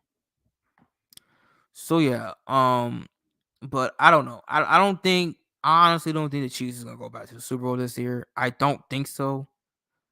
I don't think the three is gonna happen yet. I do think it's gonna happen some point after. You know what? I'll tell you what. I think after they give these four quarterbacks, who I just named, their Super Bowls, I think they're gonna go right back to the Chiefs and give them the repeat. I think after all these I think after the NFL gives these quarterbacks their rings, right? Well, I do believe that this repeat of the Chiefs is gonna happen right after that. And you know what? I actually won't be mad for that. I won't even be mad. I won't even be mad. Because it's like, all right, these quarterbacks got their they got the Super Bowl, so you can't really say nothing about it. It is what it is. Everybody's happy. Everybody wins. Everybody's in the Hall of Fame. And Mahomes, he could win 3 straight. I won't even give a fuck. Because guess what? If Josh Allen wins his only fucking ring, well, damn it, shit. I mean, what the fuck can I really say? I mean, he got the Super Bowl ring. Because I will honestly take that. I will take the one Super Bowl ring and be like Aaron Rodgers or Drew Brees and just have that one ring. I won't give a fuck because I'm going to my damn grave with a Super Bowl ring. Okay, because if the Bills win a Super Bowl in my lifetime, well, guess what? I get to die peacefully. I get to die peacefully. Okay? Because I saw the team I love the most in any sport won something. Okay? They won. They fucking won. And I get to take that shit into my day game. I don't give a fuck if it's a one year wonder. I don't give a fuck. Once they got that ring in that Super Bowl, that's all that matters to me. I don't care if it's one. I don't care if it's one. I really don't care. So that's all I gotta say about that. And then Mahomes wins 3 more after that, man. I don't give a fuck. I don't give a fuck if the dude wins more after that. I don't care. I really don't care. I don't care. I don't care. All right. So it is what it is. It is what it is. It is what it is. So it is what it is without that. All right. So I think that could happen though. I do think that the Chiefs could have a little drought. I do think that could actually happen, but they're still gonna make the playoffs. They'll still be there. You know, it's just that it's time for Lamar, Herbert, Burrow, and Allen to get theirs. And then Mahomes, you can have your little 6 rings or whatever how many rings you're gonna have retiring. Shit, who gives a fuck? All right. I mean, will that bother me? Yeah, slightly, but hell, as long as my quarterback got a fucking ring, shit, that's all that matters to me. That's all that matters to me. So yeah, but who knows? That could happen. We'll see. But yeah, at the end of the man, look, I don't really go that hard on Chiefs fan base like I do the Ravens, the Bengals, and teams in my division. And also plenty of other teams I got beef with too. even in the NFC. All right, because there's a mutual respect between Chiefs fans and Bills fans, and majority of the Chiefs fan base follows me. I like talking to Chiefs fans. I really do. They respect Josh Allen. All right, we respect Mahomes. All right. And no, we don't. I don't think Allen is on Mahomes' level. Well,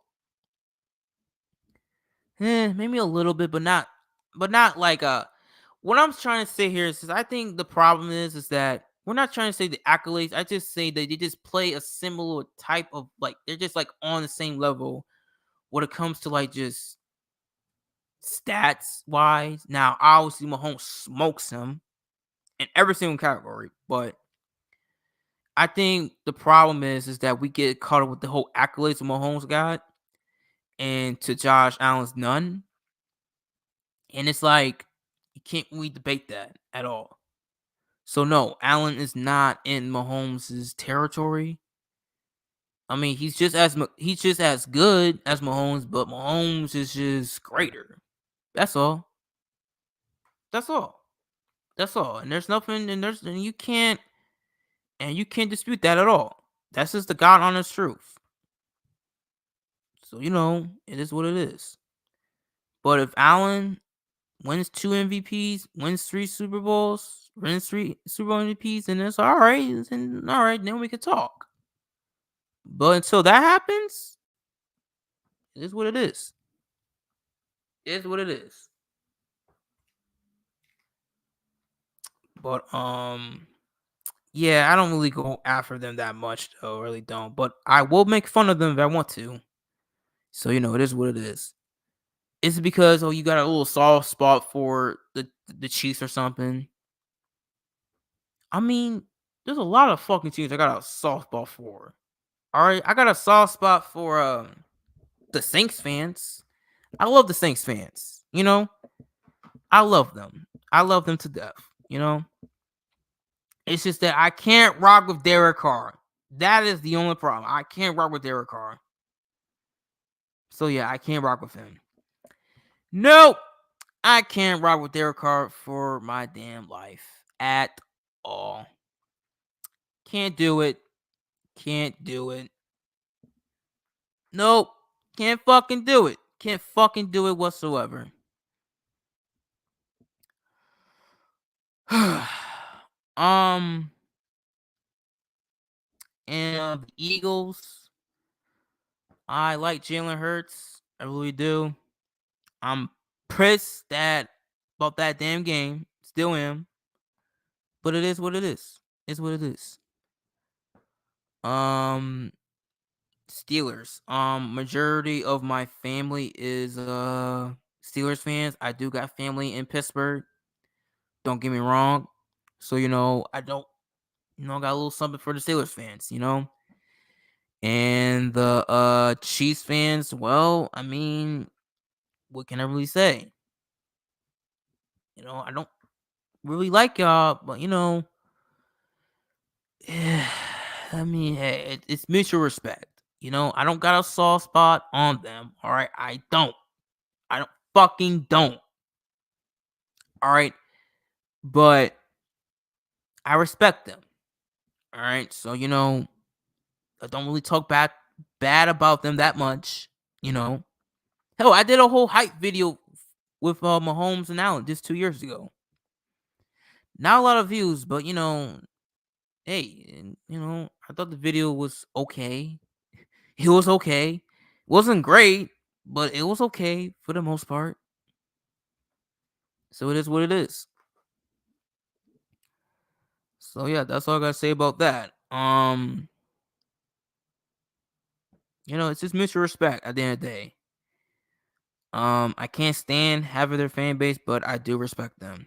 And they respect us. So they want to see us win a championship one day. And hey, it is what it is. I just want that damn feeling like they do. Like Patriots fans have for 20 years. I just want that feeling. I only had that feeling for only the Lakers and the Yankees. Not for the Bills and the Sabres. But it's going to hit hard when it comes to the Bills. It really is. It's going to hit hard. So yeah, it's gonna hit hard. But yeah, man. Yeah, man. So yeah, there's a lot of teams on the back on my in my black book that's gonna feel my wrath this year. So you already know who you are. Don't have to say who. All right. So it is what it is with that. All right. So we've been on here for like 3 hours. We've been here since 6 o'clock on the dot. It's like 9.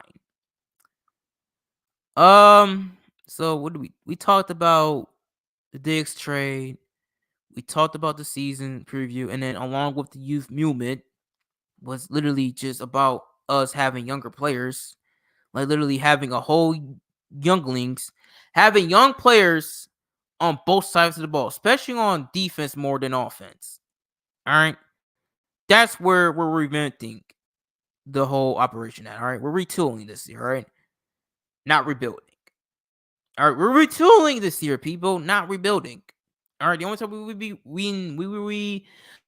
the only time we will rebuild is when Josh Allen's no longer on this team. That's when. We will rebuild once Josh Allen's no longer on this team. So that'll be down on the road years from now. So it is what it is. Okay.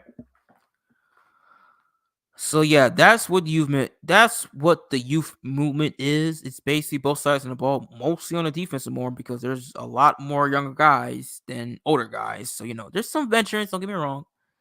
But not that much old, I will say. So yeah. The only old guy I will say is well, the only old guy I will say that's only older on the Bills defense is only Von Miller. That's about it. That's about it. So yeah. Um. So yeah, we did discuss about that. We discussed about the season preview, what I expect for them to do. And I even throw in a little spread the ball offense, towards my whole my whole toward my God, I can't even talk right now. My whole explanation about I was doing the whole little talk about the little cheats and shit and everything else, you know. So yeah, said that we could expect us to spread the ball a bit more. Have a whole spread offense. Everybody eats. You know, should have added that into the season preview, which I didn't. But there it is right there. And yeah, that's pretty much it. What I had to discuss over 3 hours, as always, of a whole Mafia King live stream. you know. Um. So yeah, I mean that's really it. But yeah. It's been fun.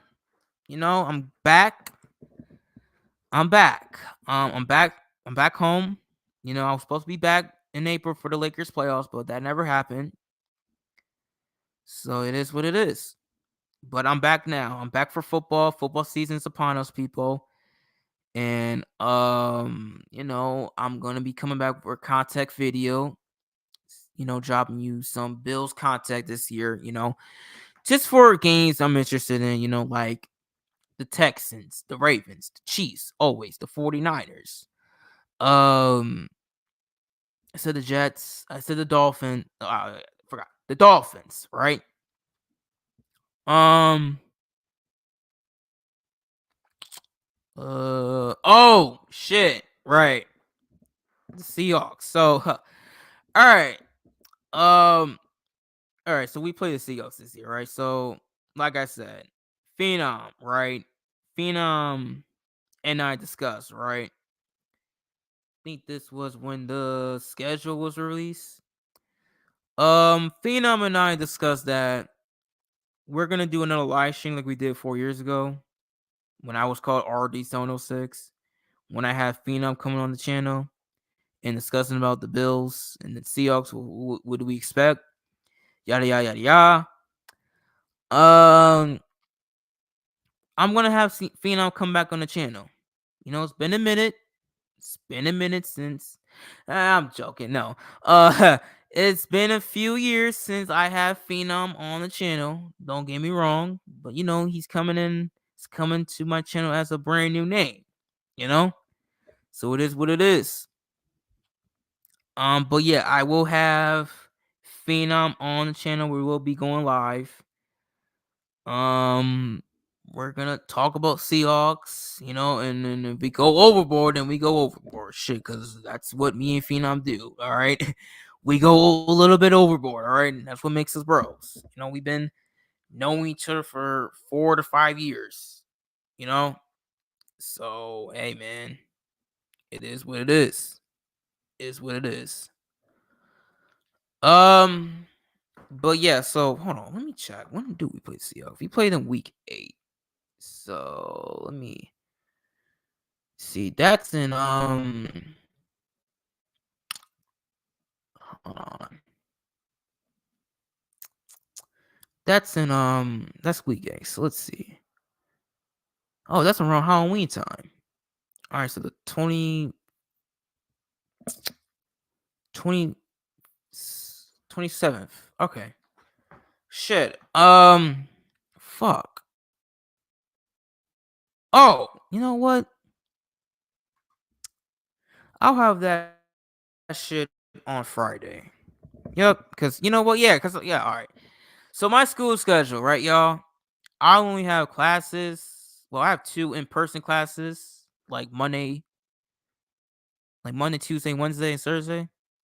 And I have like the rest of them like online. So I'm only like in school like only one class per day. Like Monday and Tuesday, I have one class like 1 o'clock to 12:20. And Tuesday and Thursday, I have like 11:30 to like 12:15. So I'm only in school for like an hour basically. All right. So I'm only gonna be like having one class per day, you know, and having the other 2 online. So Fridays I'm off. So what I'm going to do is that's the 25th. Oh shit. All right, never mind. I got it wrong. All right. Well, shit, if it's 27th. So what the fuck? I don't know what the fuck I was thinking. But oh wait, that's when shit. Well, fuck it. Who cares? Who gives a fuck? um I'll go see you later that night. Fuck it. All right. So yeah, I'll have a live stream the 25th. Yep. Just gotta know what time we could start it. Probably around 6. I'll ask Phenom when we get to that point. I'll ask him the week before. I'll ask him the week before.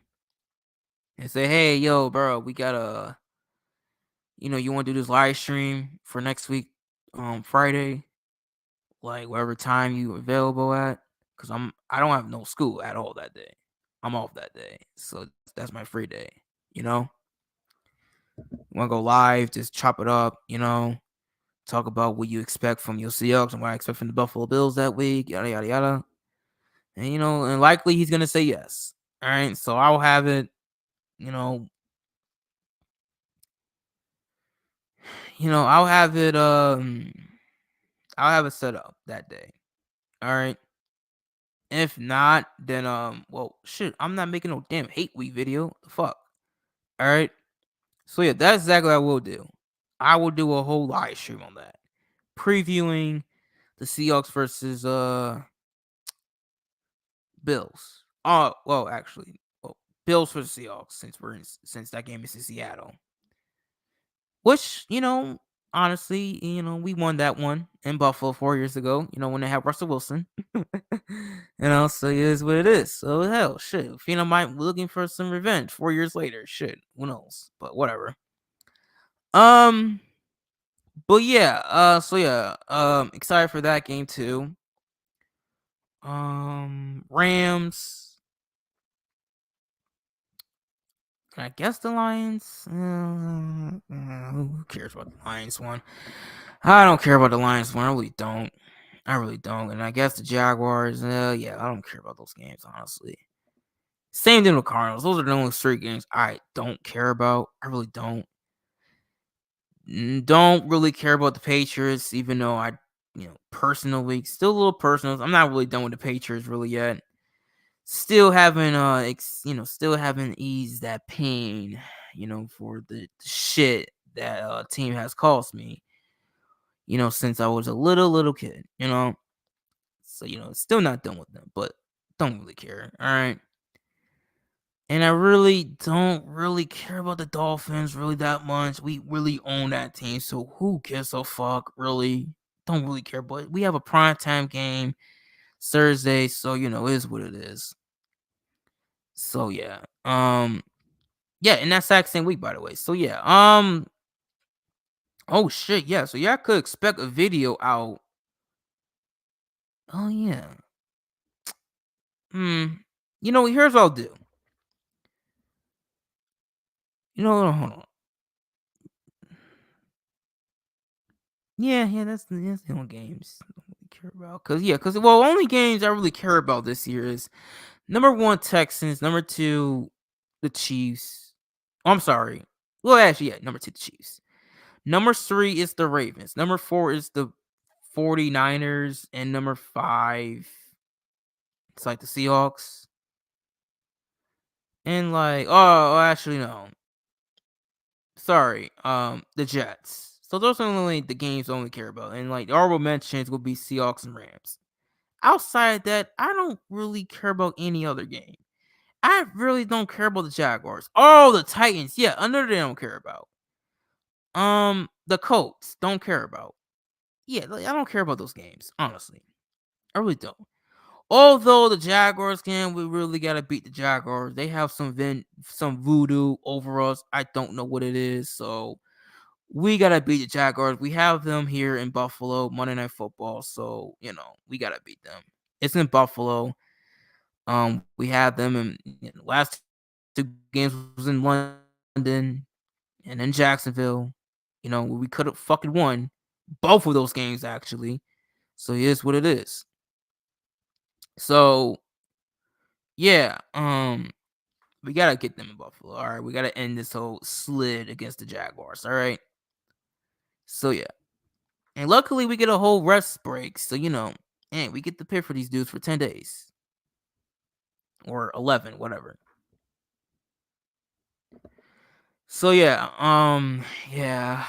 yeah, but I don't really care about that game. Honestly, I really don't. I really don't. I really don't. But the top 5 games I just named: Texans, Chiefs, Ravens, 49ers, and the Jets. Don't care about the Dolphins. Don't care about the Patriots. Don't care about the Colts. Don't care about the Titans. Don't care about the Lions or the Cardinals. Um and yeah, that's pretty much it. I think that's pretty much it. Unless I forgetting a team. No, that's pretty much it. No, that's pretty much it. Yeah. And the honorable mentions is Seahawks and Rams. Yep. So yeah. But no, what I was going to say was that during after week 1, since we got the Dolphins a couple days later on that Saxon week, I was gonna do a reaction video of the Cardinals game. Then I'm going to drop my preview week of the Dolphins probably like that Tuesday or maybe Wednesday, and then have a reaction video probably Friday, you know. So yeah, it's what it is. So I'll probably record 2 recording videos, the Cardinals and then the Dolphins, so that the Dolphins recording videos are out the way. Just have to edit it. That's all. You know. Yeah, I mean, yeah. I really just have to do is just honestly just record the Dolphins game. Just record my preview. Obviously you already know what I'm gonna do. Talk my shit. And just record that so that that's out the way, and only I have to do is just edit it. That's it. All right, that's literally it. Just edit it, and that's literally it. And the Cardinals one is going to take me a little bit of time. So I don't know if I'm going to have that ready to go that Sunday or that Monday morning. Maybe that Monday morning, And then once I'm done with that, then I could just come back from school that day. And then, probably just finish, probably just do my damn homework. Oh, so good. It's kind of weird saying homework in fucking college, but, it is what it is. But hey, gotta do what we gotta do.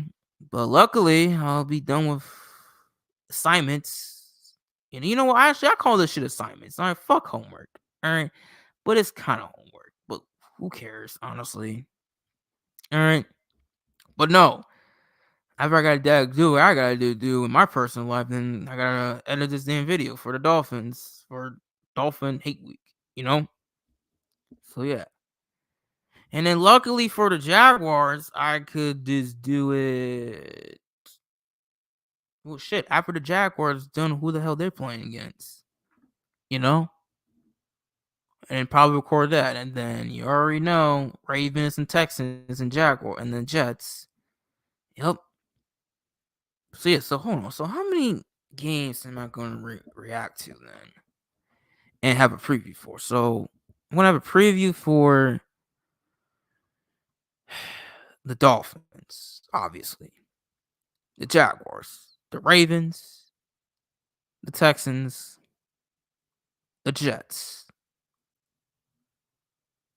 Not the Titans, not gonna go live with Phenom. Gonna have a preview for the Dolphins again. Not gonna do the Colts. Definitely gonna have a hype video. Mahomes and Josh. Have a preview, have a reaction, and that's the bye week. And then talk about the Niners. We're gonna have a preview probably for the Rams. Well, shit, I don't fucking know. I don't know if I'm gonna do the preview of the Rams. I mean, I did 2 years ago, but who cares? I'm gonna do a reaction though. The Lions. I mean,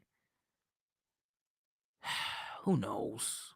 Who knows about the Lions? I don't know about the Lions. I'm probably not gonna do a whole preview. Who the fuck knows? I honestly don't care about the Lions. I really don't. So I'll do. I mean, do I really want to do a lot? Like, do I really want to have a reaction to like the win and then whatever? But I mean, if we lose, then it's all right, whatever. All right, then I probably have to do it. But who knows? I have to be a good sport. And then after that, it's the shit, it's just divisional games after that, right? So yeah, Patriots. I haven't done one of the Patriots yet. Damn. Well, I haven't done a preview on the Jets yet. But the Patriots, well, I've done reactions on the Jets, but haven't done a preview. I'm just saying that the Patriots, I've done none preview or fucking reactions to that at all. So this year I'm gonna do it. I don't give a fuck if that team is better. Fuck Boston. Shit, that's all I gotta say. Oh, you want to talk about something I do hate? Than anything in sports, it's Boston fans, and it makes me sick that those fuckers that wear green, little replicons, want a chip. But don't worry, your day gonna come eventually. Your day gonna come, Boston fans, because don't worry. Next year, I am going to do some Lakers content. I am going to do some Lakers content, all right? I'm going to do a preview, and you're going to get my reaction when we win series or not. That's how I'm going to do Lakers content. I'm not doing every single fucking game. No, I'm not doing that. All right, because, guys, I got to get ready for finishing up my final semester, and I got to get ready for graduation. So I got a lot of shit to do during that damn month. My 22nd birthday. WrestleMania is during that time as well. Which we got a late WrestleMania during April of next year in Vegas. So it is what it is. So I can't do a lot of games for the Lakers. I'm not doing that. That's a waste of damn time too. So yeah, you're only getting this the preview And well, you might get a hype one. I don't know. You might get a hype trailer. Then you're gonna get a preview. Shit, I might do the fucking recording. I might do the preview first, then the hype. To be honest with you, I might as well just do that first, so I get the preview out the way and just do the hype. Who knows? Who the fuck knows? But yeah, that's exactly what I'm gonna do. Next year, I'm putting my damn foot down. I'm doing Lakers content for the playoffs. So yeah, I'm doing that. I am doing that in a heartbeat. Yep. Yep. Yep. Yep. um so yeah, fuck Boston. All right. Fuck them. I'm going to it really doesn't count. It really doesn't count. You know? I mean, the bubble title for us is more realistic than that shit that Boston won 2 months ago. So, it is what it is. But whatever. Whatever. But no, I'm going to give them hell. Don't worry. I'm going to I pray and hope we fucking face them in the fucking finals next year. I pray and hope to God. We better. We fucking better. And then we could just tie up with those fuckers and get 18, and then we could fucking sit here and say that we gonna get 19 before those motherfuckers do. Mm-hmm. Yup. All right. Can't sidetrack, but fuck Boston, fuck their city, fuck the people who love them. Fuck all of them. But yeah, I have to do a Patriots fucking hate in a preview. And yes, everything will be all hate Boston, everything.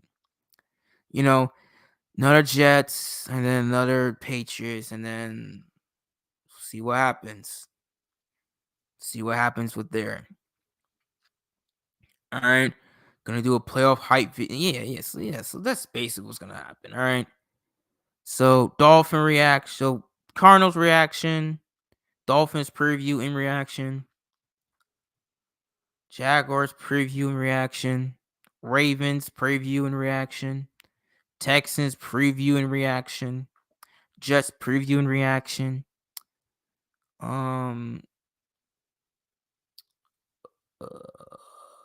Okay. Don't care about the Titans. Already did a preview on the Titans too as well.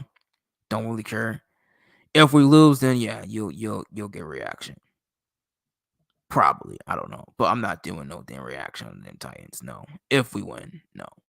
If we lose, then yeah. Seahawks. Yeah, you're gonna get reaction.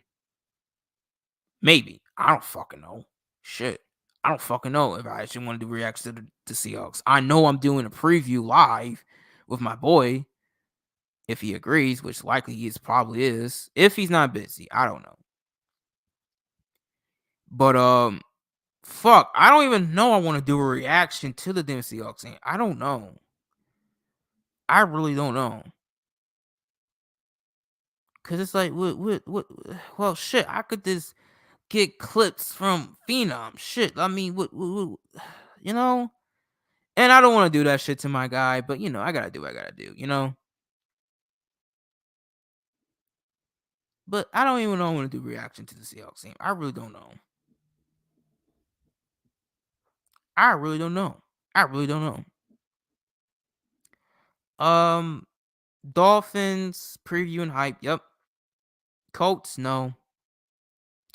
Chiefs, Mahomes, Allen preview, hype trailer preview and reaction. Then it's the bye. 49ers preview and reaction. Not doing the Rams, not doing the Lions. Patriots preview reaction, Jets preview reaction. Shit, the Patriots preview reaction, It's funny how we faced the Patriots 2 weeks later, So yeah. It is what it is. So yeah, I think that's my daily video schedule for this season. Mm-hmm. Yup. Yup. But if something comes up though, I'll let y'all know. I'll let y'all know. All right. I'll actually, you know what? I'll let y'all know on here. I don't think I'm gonna let y'all know on Twitter. I mean, I might, but it is what it is.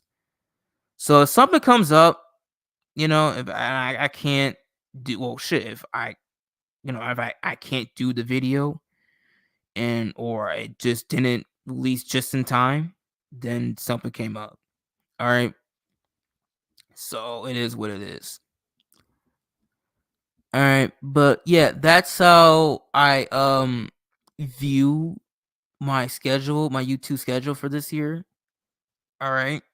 So that's how I view it. All right. So yeah, I'll probably, you know what? I'll probably write this down. I'll probably put this in my notes. And maybe I'll just post it on Twitter and then, pull it on my Instagram story, so I can like have it. I don't know. Or you know what? I'll just keep it to my damn self so I don't, whatever, You know what I'm saying? So yeah. Uh-huh. So yeah, that's the Mafia King Buffalo Bills 2024 season content videos that's gonna be on the channel. You know what I'm saying? Last time I did it, I was 19 years old. And now I'm 21 gonna do it, you know?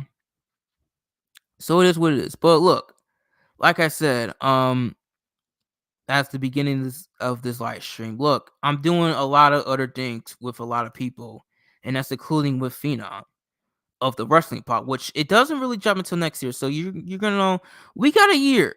We got a year. If it doesn't drop in 2025, then 2026, here we come. You know? And hell, he can tell y'all the details about that shit as well. If he agrees to the live stream, you know? If he agrees to the live stream, I'll tell him, hey, I did tell them about the wrestling podcast. I didn't give you the name, so you can give them the details. You can tell them what's the name, and it is what it is. So I'm giving you the floor, and he'll tell y'all what it is.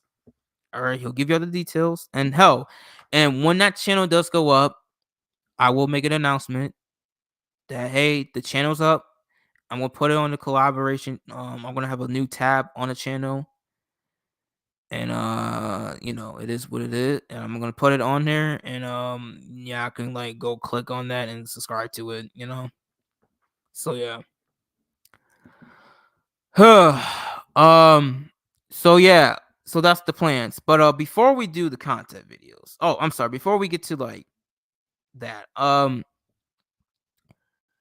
what's going to be happening before we get to the Cardinals reaction video? Whatever. I don't feel like even doing that, but whatever. Um.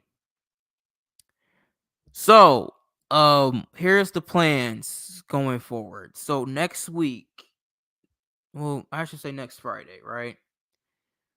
Probably around this time again. Probably around 6 o'clock again. You know.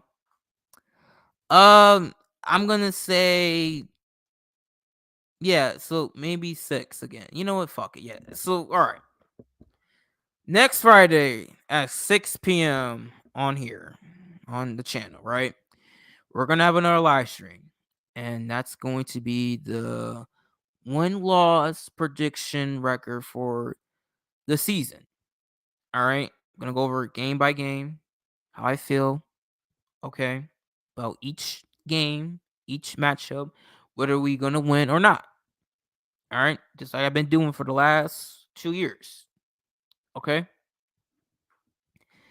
and then after that, I'm going to drop a hype video the week after. So that would be like the majority, like the very first week of September. All right. So the very first week of September, because next week is like the last full week of August.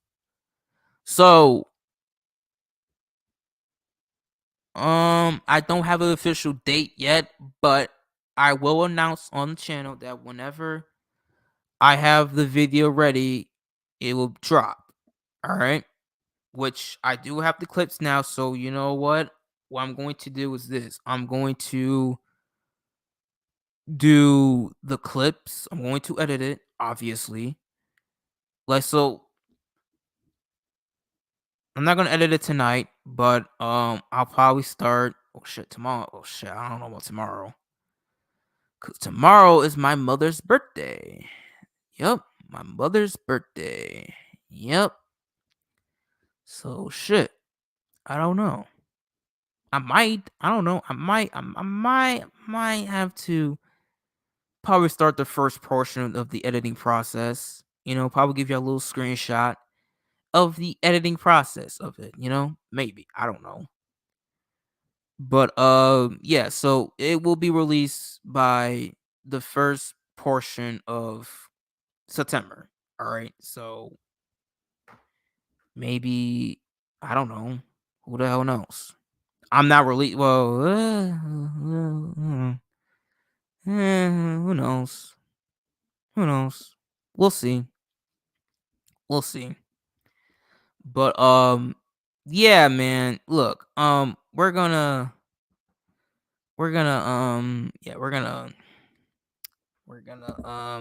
release a hype video for the Bills, and then Sunday rolls around, we'll see what happens. Game 1. Not gonna do an overreaction because it's game 1. It is week 1. It's one game. All right, there's plenty more to go. All right, we got a whole season. So yeah. Also, forgot to mention this the first hour of the live stream. Happy heavenly birthday to my favorite Laker of all time, Kobe Bryant, who would have been 46 today. We still miss you, bro. Wish you were still here with us. And we're still gonna win a championship for you. All right, even though we did it in 2020, but we're still gonna win a championship. Hell, for you, for Gigi, those people in that plane in that helicopter crash, and we're gonna win one for Jerry West as well. The logo died, people. That's how the Lakers won shit. The logo died. Well, shit. I mean, dude was standing on business. He said, "I'll be damned if I see fucking Boston win a goddamn darn championship." Shit. Our seen these fuckers win 17, and then I'll be damned if they fucking win 18 now. Shit. Dude fucking died before they even fucking won another title.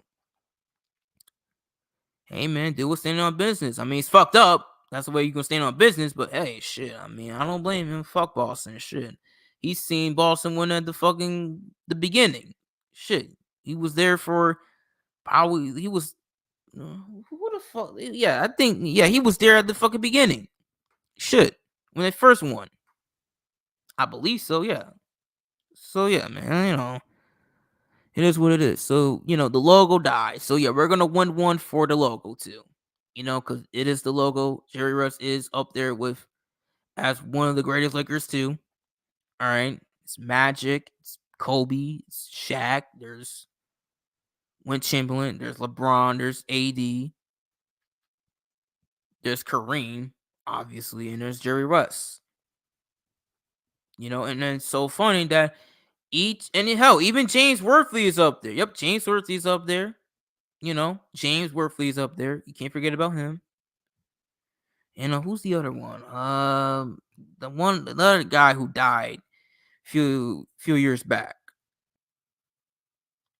His last name is Baylor. You guys might know who I'm talking about. All right, but yeah, he's up there too. And I want to say Paul Gasol. Honorable mention is Derek Fisher. Believe it or not, it's Derek Fisher. So it is what it is. Hopefully Bronny's up there. Hopefully Bronny's up there one day. But we'll see. We'll see. And the other guy we also drafted too. So yeah. But happy heavenly birthday to the Black Mama himself. Hell, I should have fucking got then put the profile picture with his ass instead of Josh. But this is the Buffalo Bills live stream. But hey, Lakers is my squad too, so it is what it is. And hell, that's Josh Allen's favorite player. And hell, he has a damn book of the Mama mentality. So shit. So that should tell you everything about my damn quarterback. Believe it or not. But look, y'all. It's been a pleasure. It's been a pleasure. I'm back. The king is back home. He has returned to his palace of the YouTube landscape. So I'm back better than ever, as always. And I'm doing a lot of things for a lot of people, behind the scenes. So it is what it is. But it ain't gonna stop the grind on here. Even though even though it might get in the way, but I'm going to put out the best I can to drop some content for you guys. All right. I know I'm about to be back in school in a couple of days, but luckily it's the final year, as I mentioned before. Thank God it's the final year. So that next year, around this time, shit, I'll probably just have as a good job and working with my Buffalo Bills collaboration channel and possibly with the wrestling podcast with Phenom and his longtime best friend. And maybe having a good job as well. So hell. I'll won't have no school around this time next year, so thankfully I'll be glad. But we need to get through is the senior year, the final fall semester, the final spring semester. So and it begins with fall. And luckily for the fall, it's really not that bad. Hopefully. But it is what it is. Made it through 3 years. Just got one more semester. After this semester, it's just one more, and that's it. That is it. So thankfully, I'm about to see the farewell tour of my not just college career, but my schooling career in general. Been doing this since I was about 3 to 4 years old. So luckily, it's gonna come to an end, and I'm thankful. I'm thankful. What was I about to say? Oh crap! I was about to say something else about school. Shit. What was it? Fuck! It hit my mind. It literally hit my mind. Damn, I don't even fucking know. Damn, I don't even fucking know now. Shit. God damn. I hate when that happens. You think of something, but then you can't remember what you're about to say. But yeah. Oh yeah. So shit. Okay, now I remember. Okay. I will say this. I will say this, man, when it comes to school. At least, bro, at least I'm gonna see a senior year in college than I did in high school. Cause you guys got a thing. When I graduated from high school, it was the COVID. We were in COVID. So like I'm literally had to like get up like I am right now. Like I'm telling you guys like on the internet and shit. I literally had to get up, go on online classing. Well, first I have to, do what I gotta do to get ready. And then I had to go on my school laptop and go to my first class, which my first class that day, which was online. And they basically just say, hey, here's the diploma, get the fuck out of here. See you never, I guess. Like what the fuck? Like shit, that's all I gotta remember my name senior year. And then the junior year, I started the portion in school, but then when COVID happened, it was during that fucking time. It was during that middle of the year in March which is funny because we ended school on Friday the 13th, which I told these idiots we weren't going to go back to school at all. We're going to have a whole summer to ourselves, which at first I was cheering and shit because I didn't want to go back to school because fuck school in general, but man, months went by. And that shit was probably one of the worst decisions I ever did. I'm like, you know what? Never again. Never again. Never again will I ever get hype over a goddamn pandemic. Never again. But you know what? I'll tell you this. This thing called the monkeypox virus. Shit. Who the fuck knows? And you know what? I won't be fucking mad because guess what? It's my fucking final year. Shit, I'm getting this diploma regardless of fucking what. I don't give a fuck what happens. Because you know what? I really came to the point where this is my final year which is like, I don't even give a fuck no more. I don't even give a fuck no more. This is like, I've been doing this for 2 decades. I've been doing this shit for 2 decades, man. I've been doing this shit for 2 fucking decades. And it's like you just come to a point, it's like when it's like your final year of not just college, but hell, if you didn't go to college, shit, it was high school. When it's like, when you come to that point, when it's like your final year or something, you don't give a fuck no more. I don't give a fuck what happens. Okay, I'm going out. How I'm going out? I'm going out like a fucking G, like I always been. I'm going out like a boss, a king, a ruthless son of a bitch. I'm going out goaded. Okay, I'm going out, bro, like a goddamn gangster. Okay, roaming the goddamn earth since I've been rolling around the goddamn earth like a damn G since the moment they fucking goddamn took me out my goddamn my mother's goddamn vagina. All right, I've been real since the moment I came to this goddamn world. All right, when that doctor, cut my mother's stomach open and shit and brought me to this goddamn world, I've been a real one since then. And I will goddamn die as a real one too. Came into the world as a real one, I'm gonna fucking goddamn go out like a real one. All right?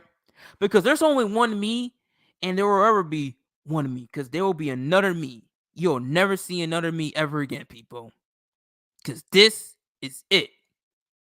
This is a vice versa that no one is ever gonna get.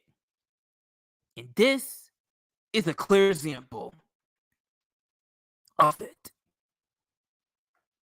So you know what? I'm proud of what I have gone through. I went through obstacle course, climbing to where I'm at today.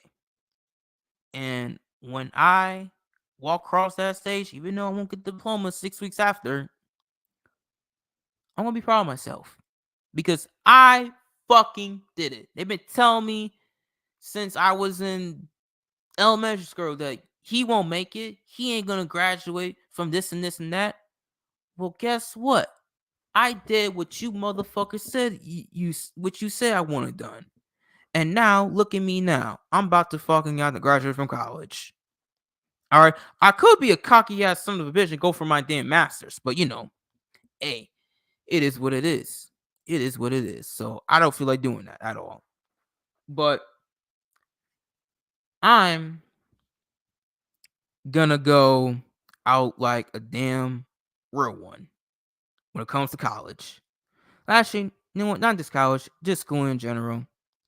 Because at least I get to witness my final year of college in my senior year than I did in my senior year in high school. And hell, at least I got to see the ending. At least I had to see the ending of my junior of college than I did back in high school. So the beginning portion of it, but not the ending. Staying at home doesn't really count.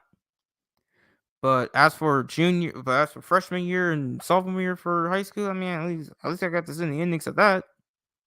So when I really think about it, I mean, the only two things I really accomplished, the only two things I really completed was only, my freshman year and sophomore year of high school.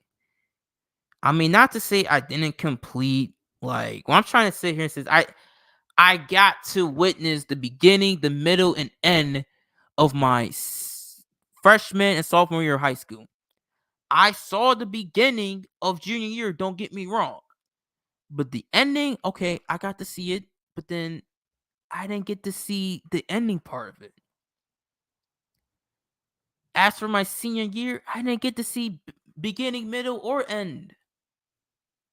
At least for college, at least I get to see all three of those. At least I got to see, at least I got to see all three for my freshman, sophomore, and junior, and now senior. At least I get to see it. But then again, well, yeah, because I mean, if you really think about it, the beginning is it's really it's the beginning, it's the fall semester, but like the middle part is like when you get to like March and stuff, and then the ending portion is like April once we come out of spring break. All right, that's like the ending portion of it. All right, so there's a middle in there, I will say. All right, but it is what it is. It is what it is. So, like I said, whatever happens, happens. And honestly, I don't care. I really don't care no more. I just want to get the fuck out of college. Well, actually, I just want to get out of school in general, because I have better things to do than school. I did this shit for fucking 3 to 4 years. Okay? So I did this 4-year thing. Okay? So let me walk across that damn stage and let me get you 2 peace sign. Okay? And call it a goddamn career. Okay? I'm gonna go out like Peyton Manning. I'm going out like John Elway. I'm going out like Ray Lewis. I'm going out like Jerome Bennis. I'm going out like David Robinson. I'm going out just like them. Okay? So it is what it is. It is what it is.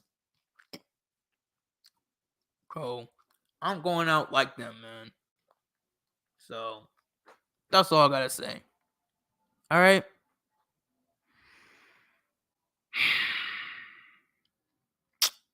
But I'm back, and I'm here to stay. Until the day I retire from all this. Like I said, look, I said this before, and this is the last thing I'm gonna say. The day I settle down and start a family of my own, not just getting married. I'll still be on here if I ever get married. But when I have my first kid, son or daughter, I'm telling you right now, that will be the day I retire. All right, I might do some John Cena farewell tour. Don't get me wrong. Sure, hell, I'm probably gonna go out like my goddamn hero, even though he'll be, well, shit. I'll be done with my damn schooling career. Then he'll be done with WWE. Shit, I'll be done with schooling first, Cena, before you be done with your WWE career. Hopefully you go out there. Hopefully you go out with the IC title, and hopefully you get your 17 championship. Hopefully you surpass Ric Flair's championship on record. All right, because I want to see you do it, man. Because you are the GOAT. You're forever the GOAT. You're my GOAT. You're my idol, bro. I look up to you. We share the exact same birthday, man. And I thank you for everything, man, you've done. All right. Because look, let me tell you something. Without John Cena, all right, without Eminem, without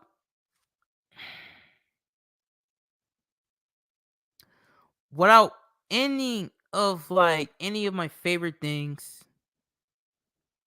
like just like anything, like even Spider-Man, right? Batman, um, fucking just anything, right? Without those things, man, you're not getting the Mafia King. You're not getting them because they made me who I am today, man. Those things, like them, they made me who I am. Eminem with the whole little unhinged thing, going off a lot, going off on people. That's me. John Cena with his damn trash talking. That's me. The Rock with his charisma. That's me. I mean, I got some charisma. It is what it is. And Spider-Man. You know, um, hell, I mean, shit. Spider-Man taught me a lot, man. Having that responsibility. You know, Naruto. Well, him and Johnson had the same thing. Never stop believing of your dreams. All right, well, yeah, I guess you could say Naruto at that. But John Cena told me to trash talk and never give it up. But Naruto told me never stop believing in anything you want to accomplish in life. All right, and there's others too. So without those in my life, I don't know where the hell I don't know who the hell I am today. Honestly, because this is a grind, man. I know I don't have a lot of subscribers. You know, I'm not trying to get to 1 million. I just want people to just remember me who I am. You know? You know what I'm saying? So, I mean, I got people watching me, No, it's not a lot of comments, but having comments like this, I mean, hey, it's enough for me.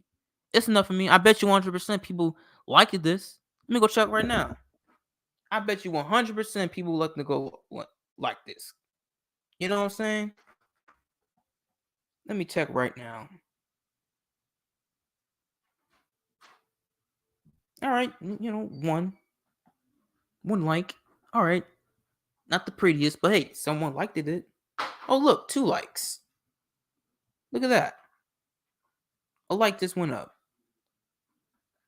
You know? All right, 2 likes. Nothing to brag about, but something, I mean, it's only a live stream, so who really cares? It's a live stream. I don't really care.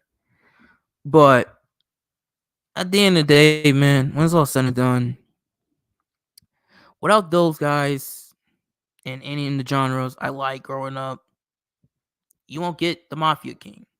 You wouldn't have RD Sono 6. You know? So I'm thankful for those guys who have made me who I am today. Probably mostly John Cena more than the other 3. So it is what it is.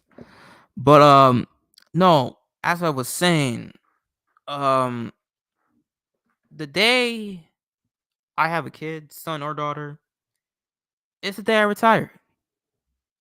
Because guys, look, I can't do the same things I'm doing right now that I will have to do when that time comes. Because guys, look, I have a kid. And what's more important? This or an infant? Come on, you already know the answer is. I'm always gonna pick. I'm gonna choose my family over this. It hurts to say that because I love you guys and I thank you guys for the support. But it's the God honest truth. It really is. It's the God honest truth. And you should always put your family over anything. Doesn't matter what the hell it is. You should put your family over everything. That's what my mother and my grandmother taught me. Put your family over everything. So I have to do what I have to do. But that might happen 10 years down the road. You never know. Could be in the next decade. So it's what it is.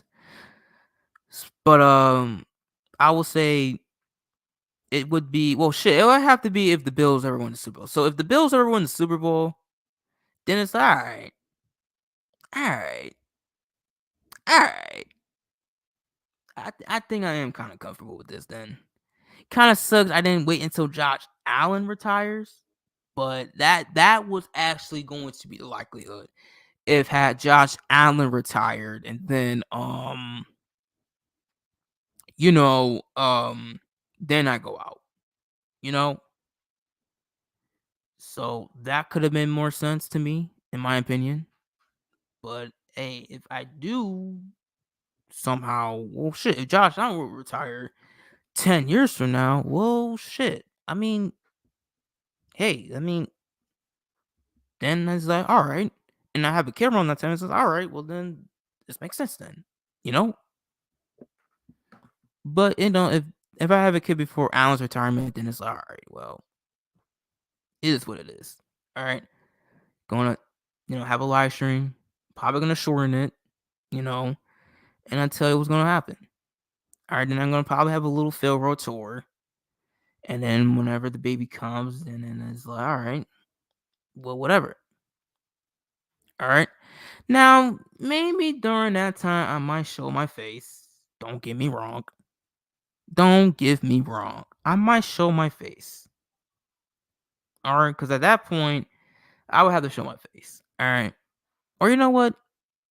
I don't have to do a live stream. I could just do a whole video and explaining everything. All right. And just explain everything, what's going to happen, yada, yada, yada, etc., etc. All right. So that's all I got to say about that. All right. So the day your boy becomes a father, all right, to anyone, it doesn't matter what skin tone it is,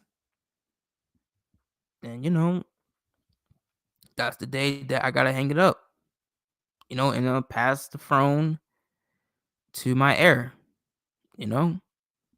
It's what it is. Now, for social media purposes, who knows? Who knows with social media? Who knows?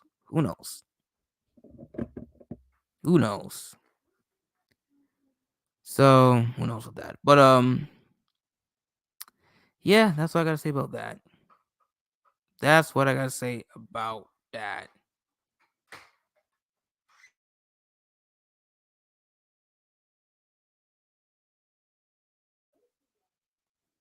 All right, so that's what I got to say about that.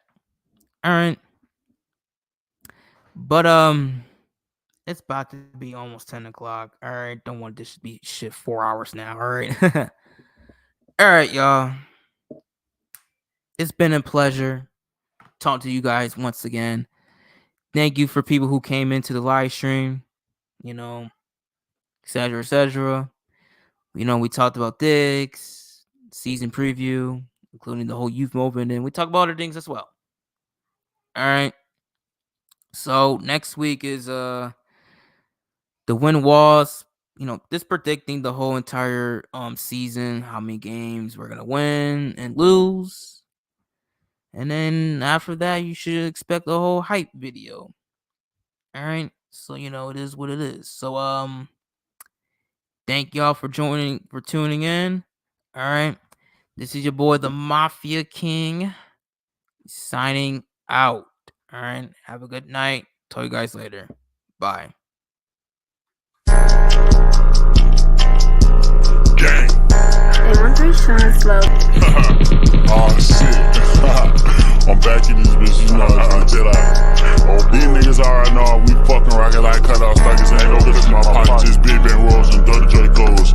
Shooters on point, they gon' shoot when I say so. Lil' Jock in the cut, he gon' fuck around and give you a halo. Still can't get him out, bitch. Do it, man, wait on. I'ma start this off by saying, bullying on your ass, doing that Instagram thugging for them hoes in your fans. You don't type how you act, you gon' get your ass blam. Round here rapping like you stepping, you ain't even in your bag. You ain't even got a body, I'ma see you with your mans. Last nigga tried to play, I left his ass where he stands. Should've killed his fucking dog, but his pussy ass ran. You don't get no respect, cause your goofy ass ran. Ay, my driver swung the dope, I hop out and up the scope. Hit his ass a couple times, it ain't empty, bang some more. Put these hollows in his throat, how many hit I say by 4. It's your cases on the scene, I'm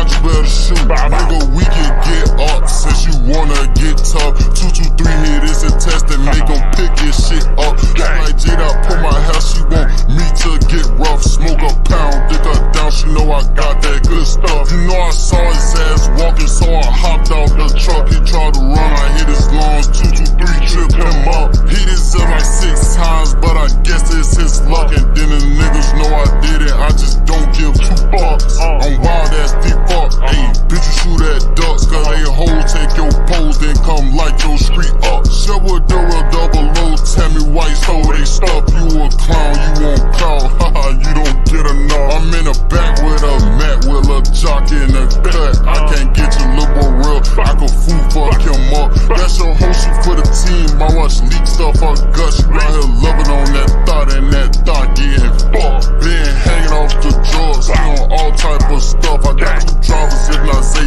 Baby J in the cut. They gon' get me out the gym, bitch, I done seen enough. So I'ma spin on your shit until I feel like it's enough.